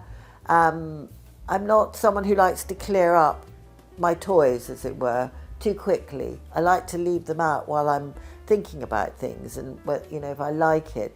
So there's magazines around which I can look at, and books around which I like to look at. And they're just little bits and pieces. So it is very much a sort of something in progress, I suppose. And I think that's how, I don't think you should ever feel that a house is finished. And there are things which are wrong. There are sort of things that I haven't, it's not quite right. But I think those little jarring things are good. You know, this isn't a hotel room. It isn't a hotel that's perfectly done. There are things that slightly jar, and those jarring things are what gives it a little bit of frisson, you know. So that's my home. So come with me and I'll show you my garden room.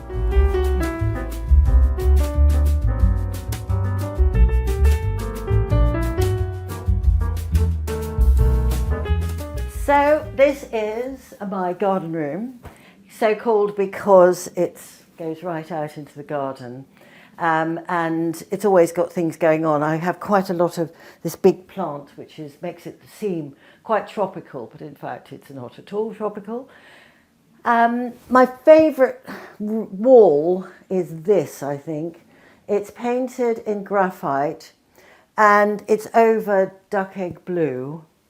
And I've done it in a sort of wash. So it goes dark, light, brush strokey, lots of things going on. And I really love it. It's sort of deep, but not overpowering. And there's lots of pictures on it. They're all ones that I really love. That is a piece of tissue paper, not tissue, crepe paper. I bought it in New York on a big roll, and I think it's absolutely fantastic. It's nymphs in its 1920s, and I think it would have been used to dress up. Dressing up was a huge thing in the 20s. So that was that. Lots of things that I found in junk shops and bought from friends and what have you. That one I love. I bought that in Marseille in a street market. I've never done the frame because I sort of love the frame, sort of hate it, but I love this. And it's named by somebody I don't think very famous. Love this. It's a painting my son did, Felix, and he was a designer, now he's a musician, but love all that. This is a great desk that I bought from St Anne's College. I bought 3 of them and kept one. And it's a 1930s, big and heavy looking when it's brown oak. And it was very plain looking, but I painted it. I daren't show you what's inside because it's such a mess. Whoops. But I will quickly show you that it's red inside. And I think those colours are fabulous. Can't see inside because I'm so messy. It's where I go, where should I put that? I'll throw it in there. I think we've all got a cupboard like that. And over this wall here, I've got this wonderful red, which is burgundy, and a painting that I bought by a painter that I really, really love. And you'll see it's next to this wall. I find it a bit odd and crazy. And I haven't painted this out, but when I was making my wall colours, I'd make the colours and then experiment with, did this work? So this is my Capri pink. I think it's fabulous. I love it. I actually want to paint it, but I sort of love all my other bits. And that's my Tyrian plum, and that's my, I think, Pemberley. So all these different colours there on Paris grey. And I like this collection. So he came from India. I went to India and found him. He's a bit of a pal. Looks as though he's going to fight us. That I bought in South Africa, and is a little bit like, what's the story of the talking animals. Can't remember, but it looks like the Push Me Pull Me, because it's got one head that way, that one, and you could put something on there. I suppose you could put a candle on it, but I think originally it was something else. A painting I did myself, and a little piece, a little wooden piece from India that I painted looking a bit like India. And that is, I don't know if I'm going to get it back on there. That is from America. A wonderful, I suppose, child's toy, which I love. Whoops. So, during lockdown, I brought this big table in here because I couldn't go to the warehouse where I had my studio, couldn't paint at all. So I brought this here. It's become still, I do work on it. So over the weekend, I was looking at this, which is a painting I did a while back, but I've always rather loved. I love these heads. And so I looked at those and I bought online. It's probably, I don't know what these are, but they're just different races around, different peoples around the world. And I just thought they're beautiful, these lovely drawings.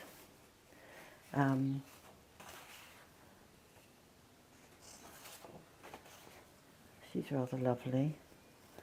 And it's a Chinese man. And I thought, I love this sort of people of the world. So I'm going to so I've been drawing these, looking at that idea and maybe doing something similar. I don't know where this is going. Sometimes I do these things and they never go anywhere. And then years later they come out. But I am thinking of doing some more plates. So maybe they might go into there. And a nice piece that I'm very fond of, which is capri, and other colours that go with capri. People were very nervous that I made this colour, and I said it goes with everything, and it sort of does. Capri there. And on here, it's a painting I made into a cushion, and this old French thing here. So you can see all through the house, lots of cultures, lots of different colours, modern and new and everything all working together. I think that's what makes a house something that, and things that also have stories for me. So I think that's what makes a house a home. And just buy loads of stuff. And nowadays you can sell it. If you don't like it, just sell it somewhere. You can sell it online.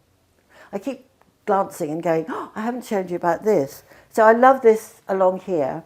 So this is crackled. It's wooden, but I crackled it and put silver into the crackles. This I painted myself to make it look like marble. It sort of works. I mean, it's ridiculous because you couldn't not have a marble lampshade. This is from Africa, in South Africa, and I bought this from quite a well-known potter there. Really bad at names. That came from Tahiti when we came from Australia to England.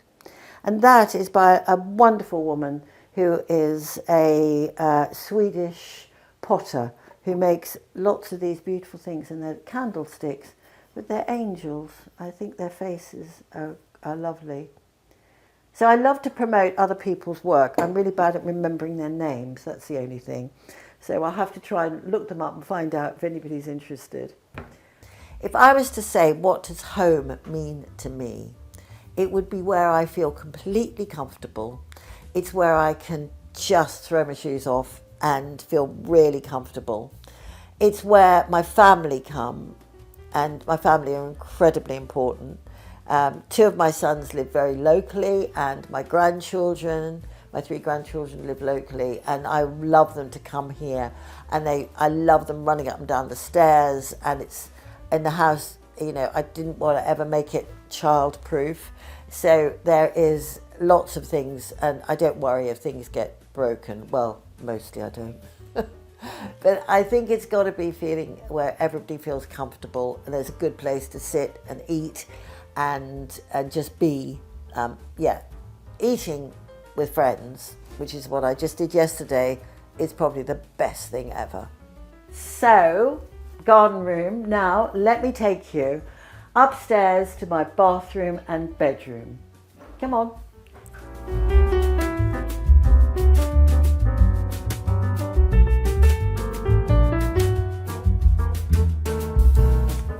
Entree.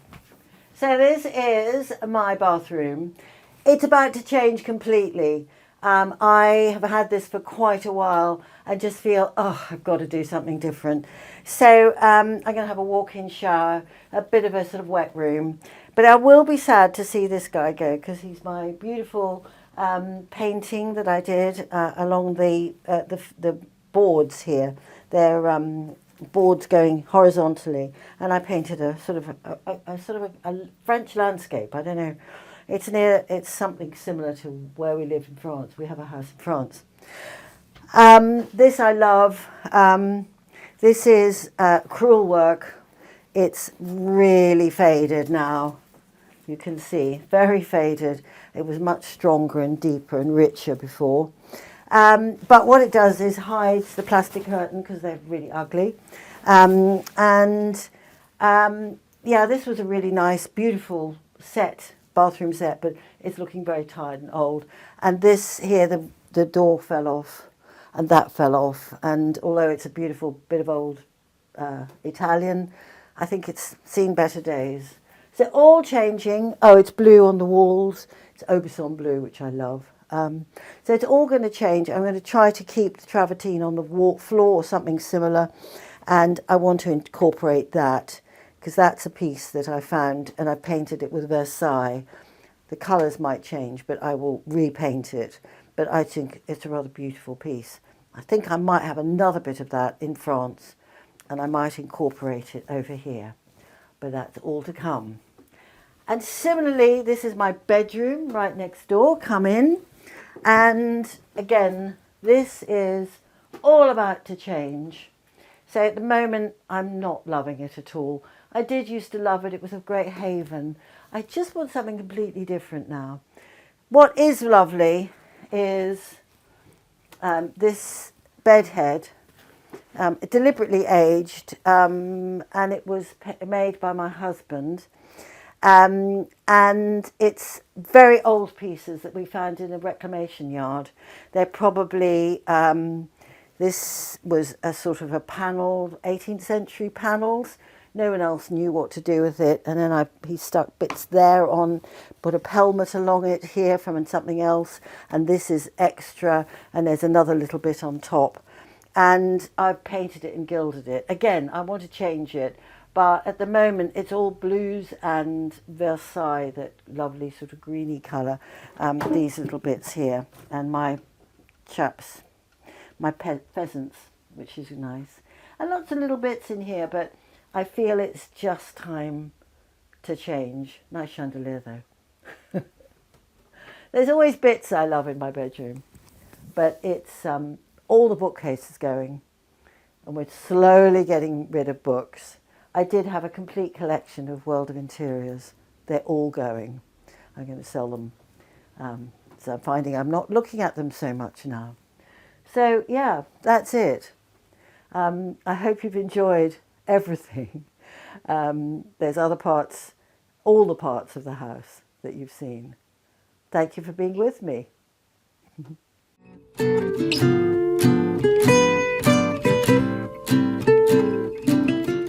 Hi Homeworthy, my name is Katie. Welcome to my home in charming Stillwater, Minnesota, and this is little Penny.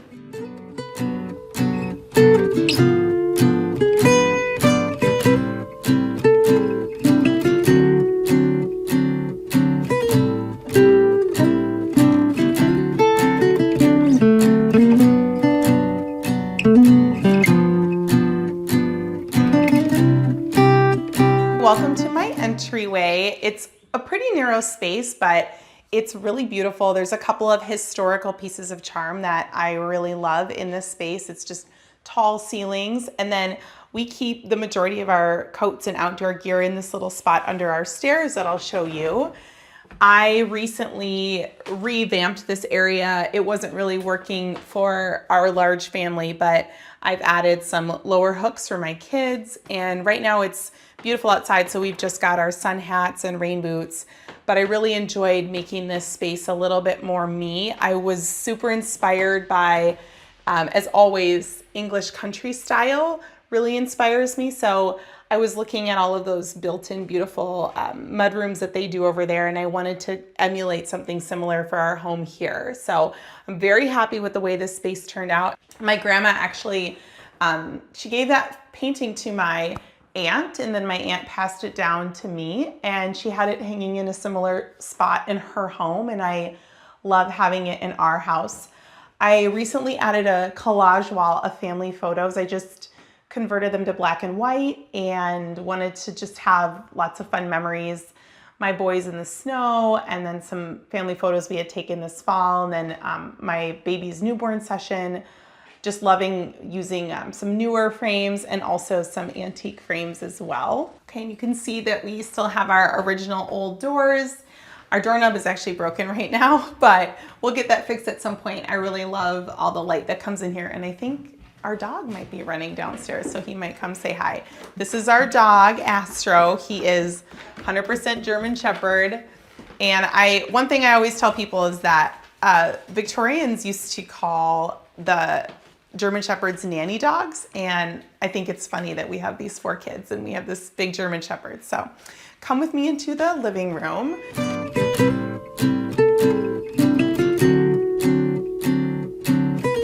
This is where we spend a lot of our time as a family, and it is sort of like a playroom too. I try to hide my kids' toys in these old wooden boxes I find at antique stores, and we love our fireplace, have a family portrait that was taken recently above that, which I really love. So the sconces actually came with the house. The previous owners put them in, but we love them because we love candlelight. And I actually have a candle sconce on the other side that I'll show you too. This one we just found at an antique store. Sometimes we light it, but this picture actually, I did want to talk about this. My husband got that for me for Christmas a couple years ago. It's by a photographer out of New Orleans named Frank Relly, and I stumbled upon his gallery a couple years ago in the French Quarter. We love New Orleans, and I'm very inspired by New Orleans art and culture, and so of course I had to have this beautiful old church photo in our house, and I just absolutely love it. I would say that my husband, Seth, and I are both very inspired by vintage revival, and particularly English country, and then obviously Victorian style, because this is a Victorian home. I'm really drawn to, like a muted color palette personally, and I love a lot of texture. So you'll see that evident in our space. This room is definitely one that I'd like to work on a little bit more, but I love that it, suits our purpose as a family, and we spend so much time in here, especially around the fireplace during the colder months. We just love to be in here together, and at Christmas time, we usually put up our tree here or in front of the bay window, and it's just really lovely. So my husband's had that map for a long, long time. We actually lived in a modern kind of condo loft before we moved here, and this was one of the pieces that still worked with this space, and our kids love to point out where we live on there. I just really like the texture and the text in it. This is actually one of my favorite photos that I've taken of my daughter. They're a couple years apart. Every Christmas I've taken a photo of her on the porch with Christmas presents, and I just love them. And even though it's not Christmas time, I still have them up year round because I just think that they're really sweet. And I've been collecting these vintage jugs and filling them with dried hydrangeas from our yard.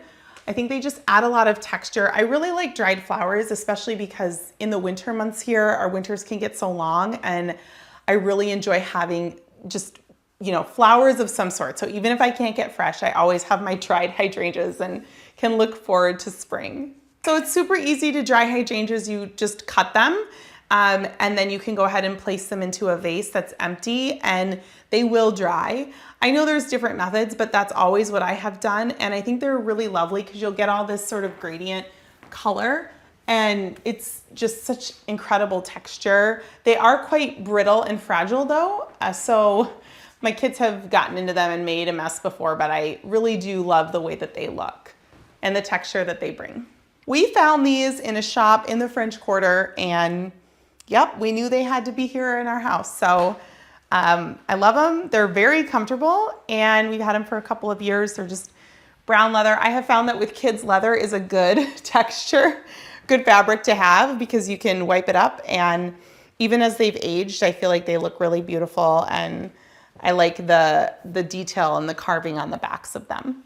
I think the windows in here, and it's a rainy day today, I always say that this house feels like a jewel box when it rains. And these beautiful bay windows just sing to me. I just think they're absolutely gorgeous. And I love how they let so much light in, but you can also see the rain. Some of the panes are quite a bit older and they have that really beautiful leaded glass look to them.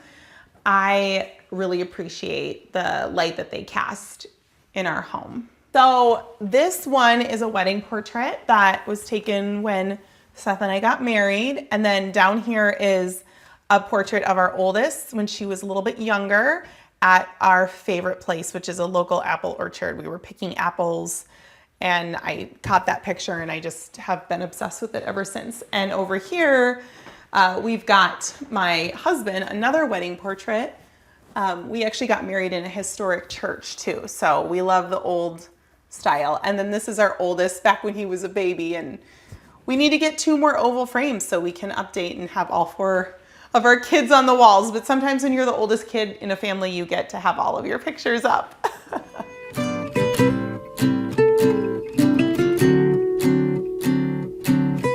This is our formal dining room, and this is actually the only room that works for us if we all want to sit together and eat. So we do spend quite a bit of time in here, and I love it.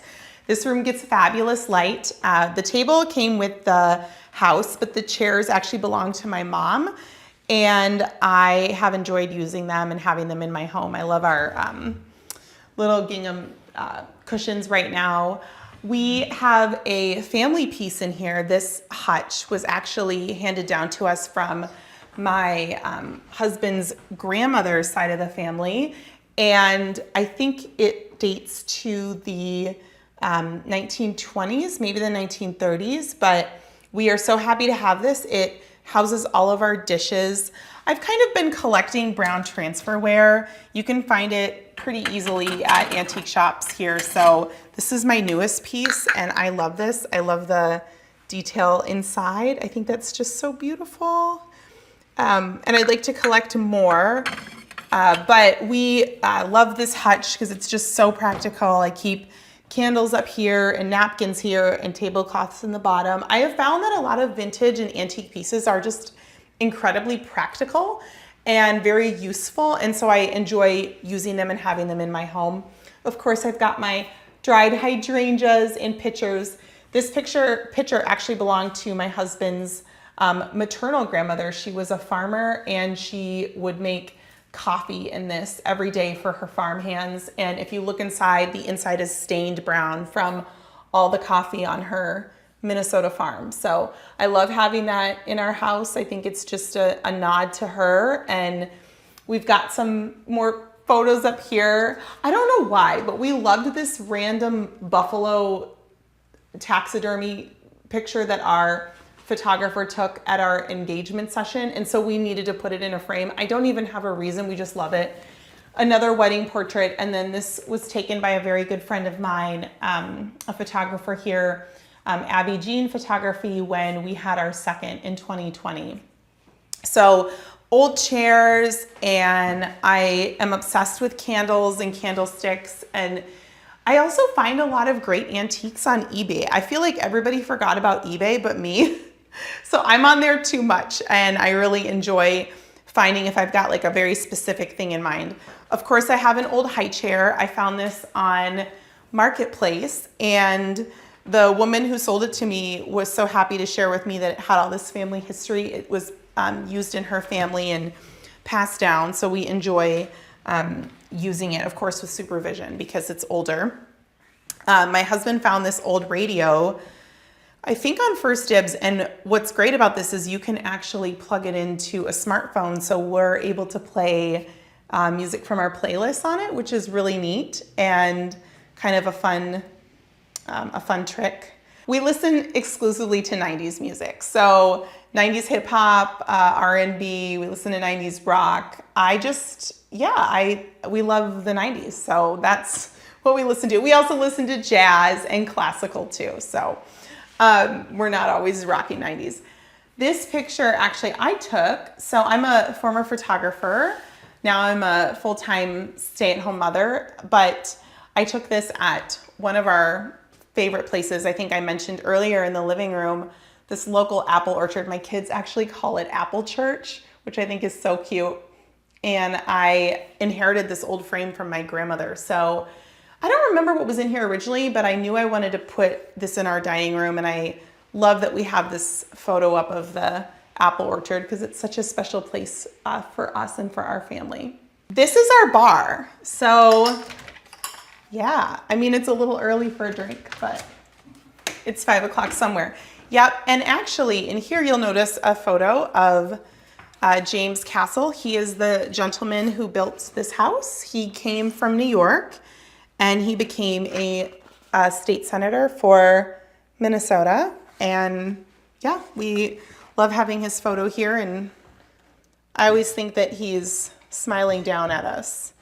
But yeah, this is our bar. We love to have dinner parties. We love to have friends over. We love to have barbecues and, hosting girlfriends or other families from church. We love it. And my husband's a great bartender.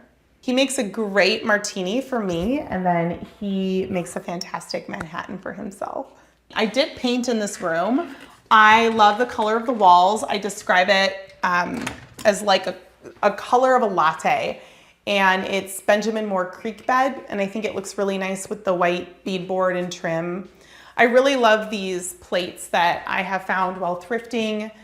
I needed something for this spot, and I felt like a plate wall was the answer. So I actually found these platters at Goodwill, but then the plates were all thrifted, and I may add some more at some point. I just love that layered vintage look. I'm really inspired by that. I love history. I was a history minor in college. I love the practicality and the beauty of older things. I feel like a lot of new design is very, frankly, just like unattractive to me. So I enjoy older things, and also the cost. I mean, you can often find, at least here in the Midwest, items on Marketplace or at the thrift store or garage sales, especially now that it's summer. You can find things at garage sales for very little money. And I just really believe you don't need to spend thousands of dollars on decor. I feel like you can make a home out of really simple, beautiful, thrifted and found items. You just have to be patient. Home takes time. And so that's the hard part for me because I'm not patient at all, but I do believe in a good thrift find. And I just find that with an older home, the older pieces, I think just fit and it's more appropriate.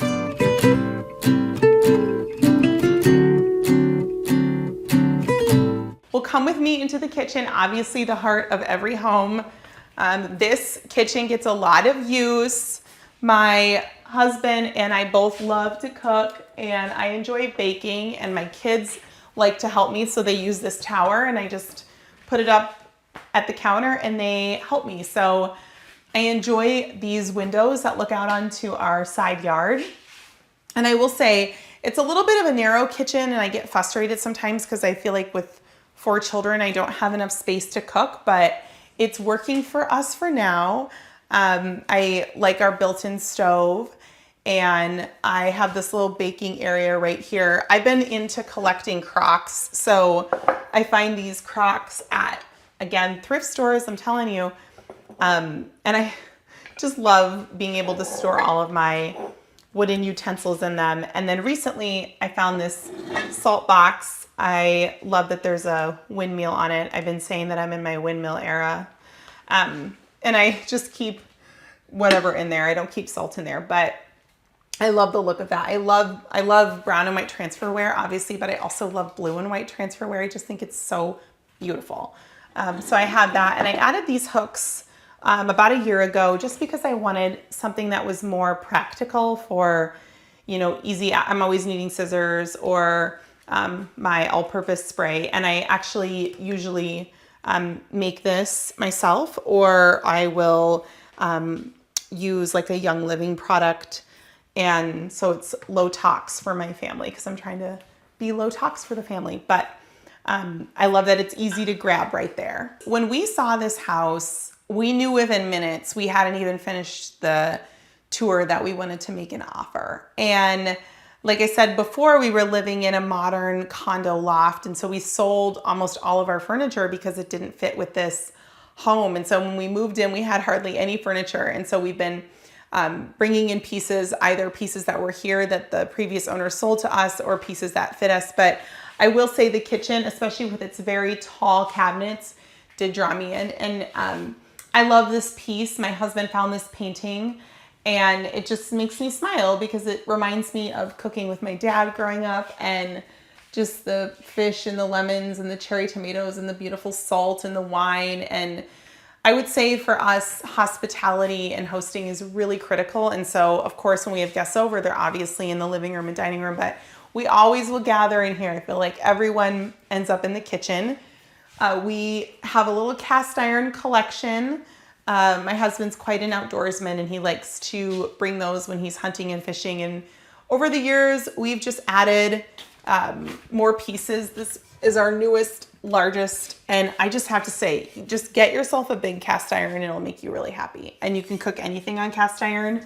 It's fantastic. I love it. And that's a great little spot for it. So my kids will use this tower, and when they're helping me, I just usually set it up right here, and they can be my little sous chefs. And we have other stools too that they help me with, but I enjoy baking. So I often will have sourdough starter on the counter, and I'll be working on bread. During the holiday season, I love to do cookies and bars, of course, because we're in Minnesota. And of course, every day I'm cooking. I mean, that's mom life, right? So I'm really grateful for this space because even though it's maybe not as large as I would want, and it's certainly not as large as like newer kitchens, you'll see these like huge kitchens, it still serves a purpose. And I feel like there's a lot of beauty here. I like have my little windowsill and having little reminders like my candles and my cross up there I really love. And I try to have fresh flowers too, because that's helpful when you're in a space often.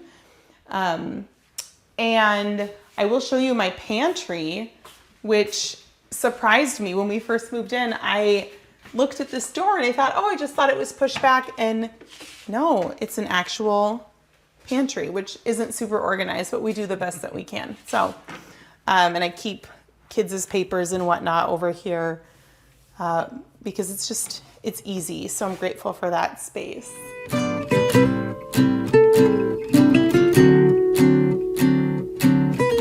Let's head upstairs. I'm first going to take you into our boys' room that's right off the stairs. This is where my sons sleep. I love this space. So we have two little boys. They're 14 months apart. They're 3 and 2 right now. My 2-year-old's still in a crib, but we're getting ready to transition him. And then we have these 2 twin beds. I love these. They came with the house. And I am in my vintage quilt era. So I found this seller on Marketplace who had all these beautiful old quilts, and I feel like every bed needs a quilt. This is a philosophy of mine. And so I found this one, which is called Irish Chain, and then this particular design is called Crown of Thorns. And I love to do layer texture, lots of pillows, duvets. I just feel like you got to have a cozy bed. So that's these 2. And I found this really sweet footstool at a local antique shop called Midtown Antiques here in Stillwater. I love it. And this has just been perfect because right now I've got my older son in here, and then we'll move it over when we move my younger son into this bed. My husband actually made that cabinet in shop class in high school, and he was saving it, had it in storage. And when we moved in here, he said, this is the perfect spot, and I love it. So we've got that filled with just some family photos and old wooden toys. A friend of mine actually made those silhouettes of the boys. My oldest one on the right when he was a baby, and then my 2-year-old. I feel like age 2 is perfect to do a silhouette because they're still have that baby profile to them. It's very sweet. And then last year, I feel like pleated lampshades were all the rage, and I love them. And I kept seeing them on Etsy for, $200. And then I went to this thrift store and I bought mine for, I think, 50 cents or something. And the lady even gave me the light bulb that goes in there. So I laugh about that when I see these trends that get really expensive. I'm like, everyone just needs to come to the Midwest where stuff is cheap. So these antlers belong to my husband. We just added them. And I love just the color drenching of the walls in here. This color is called Dutch Tile Blue by Sherwin-Williams. I believe it's their historic line. They have a historic line, and I have been very happy with their paint. And then over here, I love this piece. This is actually just from Target, honestly, but this is a reproduction of a classic piece called The Grateful Poor, and it reminds me so much of the Daily Bread painting that people seem to really love right now, of the old man praying. But this really spoke to me and to my heritage, so I had to add it to our home. I love it. My son enjoys it too, who sleeps in this crib. Over here is their dresser, and this I also found on Marketplace, and the woman who sold that to me shared with me that it had been passed down in her family and originally purchased in Chicago. And then this obnoxious goose lamp just cracks me up. I don't know why. I just think it's just so funny and silly. My boys love it. They get a kick out of it. So we've got that against that beautiful old etching picture, which I've had up here for a little while. I just think it's really peaceful. And over here, I have little shelves, and I've got these samplers of my sons that have their birthday details, and then just some photos of when I was expecting our second. And then I love that photo of my second eating a peach. He just cracks me up. And then my little brother's down there, and then a newborn session of when my second son was born. And I really wanted, our painter painted the shelves too, because I wanted it to feel very much like a built-in, color-drenched, even our radiator. I love that style right now. And with our, just very simple linen curtain panels, I just thought it would be like an elegant and peaceful space. I would say for me, peaceful is always the vibe that I'm going for. And I have to share this with you too, because this is so cute. I mean, hello. The Timberwolves are doing very well right now. So we have to have a basketball, over the door basketball hoop in every little boy's room. So I love how that looks, even though it's not part of the vintage aesthetic. It's perfect for my sons. Yeah, so this crib is actually new, but it looks vintage. And with cribs, I love the look of vintage cribs, but I'm just personally not comfortable using them. So I always get new cribs for my babies. But it's iron and it's gorgeous. My in-laws got it for us when we were expecting our first. And so it's worked really well for our family, but I'll be sad when we have to pack it away and take it down.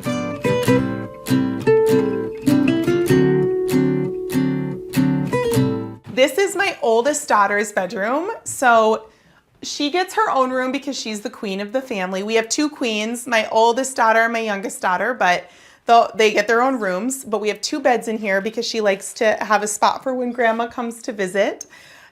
We love this space. It definitely has been challenging to decorate in here because of the size, but I have found a way, I think, to make it cozy. So added printed curtains, which was definitely a big move for me as a neutral girly, but I like these, and I think they look really sweet in the space. I did color drenching on the walls in here too, because I wanted, again, that really beautiful saturated, very just sort of like almost neutral flat color application. And I love the way it turned out. These beds we actually, again, found at Marketplace, and we plan to sand them down, but like with the boys, I really enjoy doing layers for bedding. So we've got these quilts, which are actually new, but the duvet covers I found on eBay. So they're Rachel Asheville Shabby Chic for Target, which was the first like home decor design brand I remember really loving. Back when I was in college, I've always been drawn to vintage revival style and like Laura Ashley and Victorian magazine as a kid. Old Ralph Lauren too from the 90s is just like chef's kiss perfection. But I also loved this Rachel Asheville line. And so when I found these on eBay, I was so happy to have them for my daughter's bedroom. And these pictures actually came from a friend of mine from college. Her mom had them in their home for many, many years. And they're just old Currier and Ives prints. We've got a spring and an autumn, which I think is so sweet. And those colors, I do feel really are prevalent in this bedroom. Recently, we found this dresser. It's an antique dresser, but it was purchased at a shop where they had done all of the work to it. And then I had this hook and shelf made just on Etsy and had that painted as well. And I love just changing it up. It's just a nice space to display things. I actually made this quilt for my daughter when she was a baby.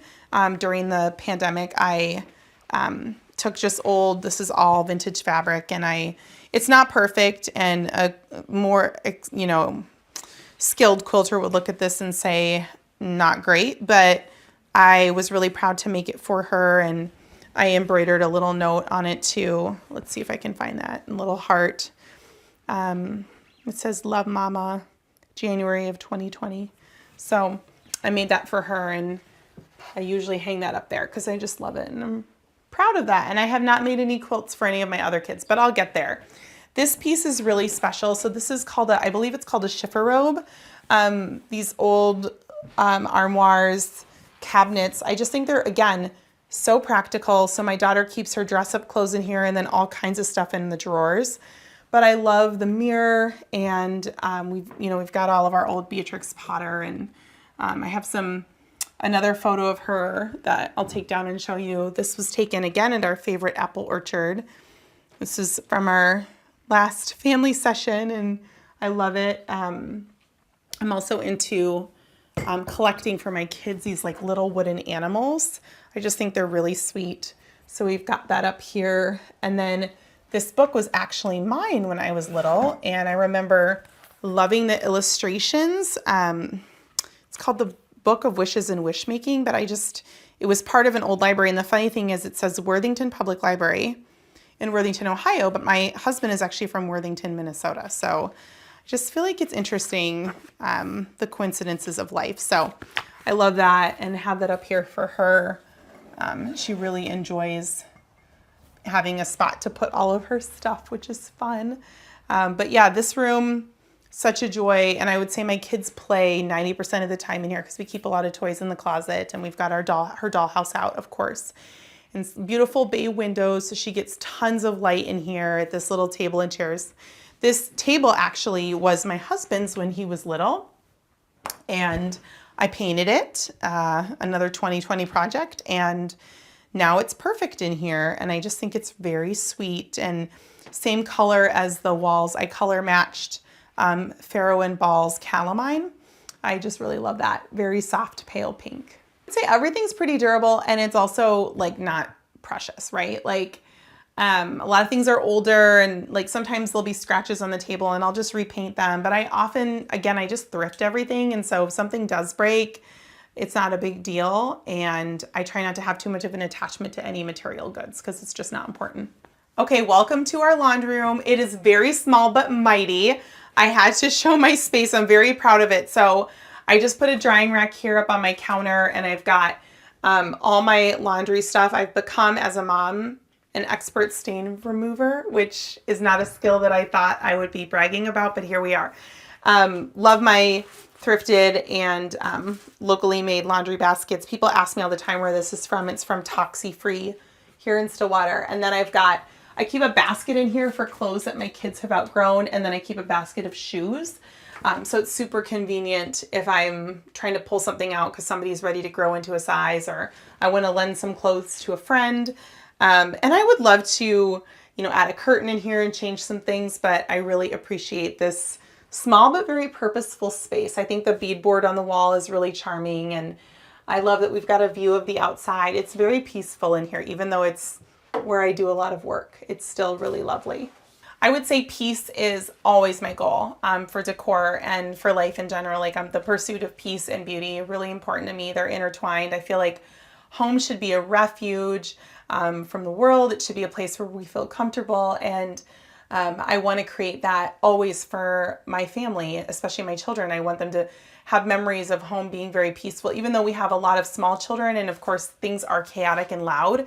I'm always striving for peace, and that's partially why I choose the color palette that I do and the textures, because I need it and I feel like my kids need it and the world needs it.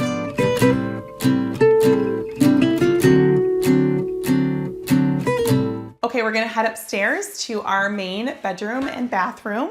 Welcome to our main bedroom. We love it up here. This is like our little sanctuary. The funny story is this is a king size bed, but that was a very narrow staircase. And we actually bought one of those mattresses in a box.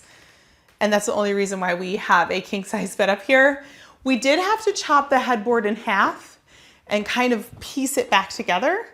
But we were able to make it work. I don't know how we'd ever get it out of here, but I love this space and I love having a king. These shams are vintage Ralph Lauren. I have just been so drawn to their fabric. It kind of reminds me of Sanderson prints. They're just beautiful to me, so I really love having that. And linen bedding, of course. The dressers in here are actually antiques that came with the home, so we kept them up here because we just love them. So there's this one. This is mostly my husband's. I keep some things up here, and then this is mine over here. And I've had all 4 of my babies out of hospital. My oldest was born at a freestanding birth center in Minneapolis called Roots. And then I've had the rest of my children here at home. And my boys were born downstairs, but I actually had my youngest, Penny, right over here. So every time I step out of my bed, I remember that day. So it's just kind of funny and crazy to think about that. It was a great memory. When we've had little babies, they always sleep right here by our window. This bassinet was actually a gift from a very good friend of my husband's who is from Ghana, and she unfortunately passed away from cancer a couple years ago, but I think she would love to know that we have used that bassinet for 4 babies. This is a picture that our engagement photographer took of us. That was taken in St. Paul. I love that picture and just makes me so happy to look at that. I just love it. Believe it or not, this chair was found at another thrift store. So the Habitat for Humanity, they have a thrift store, and I used to volunteer with them. And so I got a discount, which is amazing. So I bought this chair there at their resale shop. And I love it. I love the fabric on it. I love the tufting. It used to sit in our daughter's nursery years ago, which is a lot of fun. But let me take you into our main bathroom because it is lovely. So this is our main bathroom. We are so grateful to have a bathroom up here and shower and tub. It's just really wonderful. It feels very luxurious. These flowers actually, so I made this bouquet for myself on my due date before I had my baby, and then I just let them dry.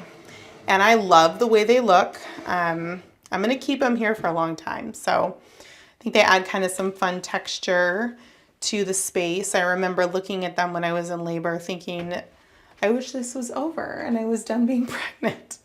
And now I have them up and I can enjoy them. They're just gorgeous. But my husband has a sink, of course, and I do, and I just really love the beadboard ceiling. I think it's just beautiful. And all of the points, like the triangle up here and then the triangle in the shower. Well, these came with the house. There's a couple that we've added, and I just think they make the space look a little bit larger, and it's nice too because when my kids are in here, I can see them and I can see what they're up to, which is very helpful. And because the sinks are so low, it's nice to have these wall mirrors because I wouldn't be able to see myself in this lower mirror and do my hair, which would not be good.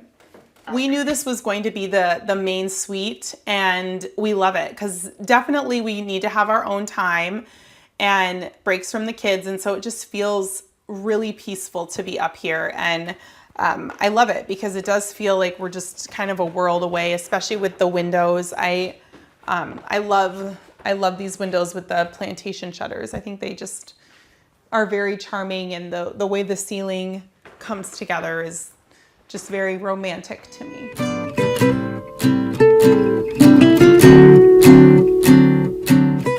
Well, come into my nursery. This is where our little baby stays, our daughter Penny. She's smiling. Yeah, hi honey.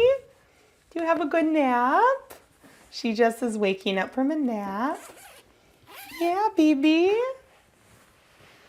Is she, yeah, trying to figure out what's going on. So this used to be actually our guest room. Hi, baby girl. Yeah. I love this room so much. It is my favorite room in the house. I did add the wallpaper, and it's new. It's peel and stick, but what I love about it is the company, it's called Love versus Design. They allow you to customize the colors. And so I wanted to do a little bit more of a muted, almost antique look.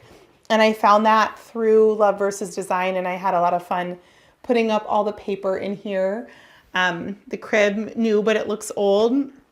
We actually did find this dresser on Marketplace, of course, and my husband last year for Mother's Day stripped it and sanded it down. I love these details. And so this has been in here since I was pregnant, waiting for little Miss Penny to arrive. You're so smiley. I love our row of hooks. I'm just obsessed with peg rails and hooks. And this bunny picture, it's actually public domain art. So you can find a lot of public domain art that you can reproduce for personal use online. And I added this antique portrait because it's got a couple of kids in it, and I feel like that mom sometimes. I'm like, what are my kids doing? And they're like, the boys are down the lane. It just cracks me up. I love that this room has all these windows in it. I found this antique cradle. I just had to have it, mostly for taking photos.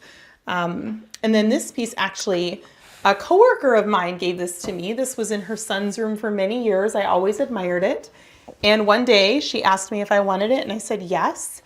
And her dad bought it at a Salvation Army back in the 70s, I think for like $1.25 or something. It's so silly. It's just incredible to me. But I use this. I keep a lot of Penny's like sheets in here, and obviously an old pot. I should do more gardening. But I love it. I store all of her clothing, not in that other dresser. But over here, I've got a shelf that I found, again, on Marketplace. I just wanted something to put up to display things. I made this for Penny when I was expecting, so it's a little cross-stitch just from a kit. I wanted to have it, and then she's got a silhouette too, and then this is her little handprint from Christmas time. Remember when you made that? And then keep a lot of stuff like sleep sacks in here, storage. And then over here is the closet. It's really fun because I've got a vintage playpen in there just for decor, and I've got all her clothes. And I love how that little space turned out. I had a vision of just a beautiful, feminine, sweet, soft space. After having two little boys, we were so excited to find out that we were having a little girl. And I just knew she had to have like the most feminine, sweet little bedroom. And it really seems to match her personality, which is really fun. She's just a very sweet, cuddly mama's girl baby.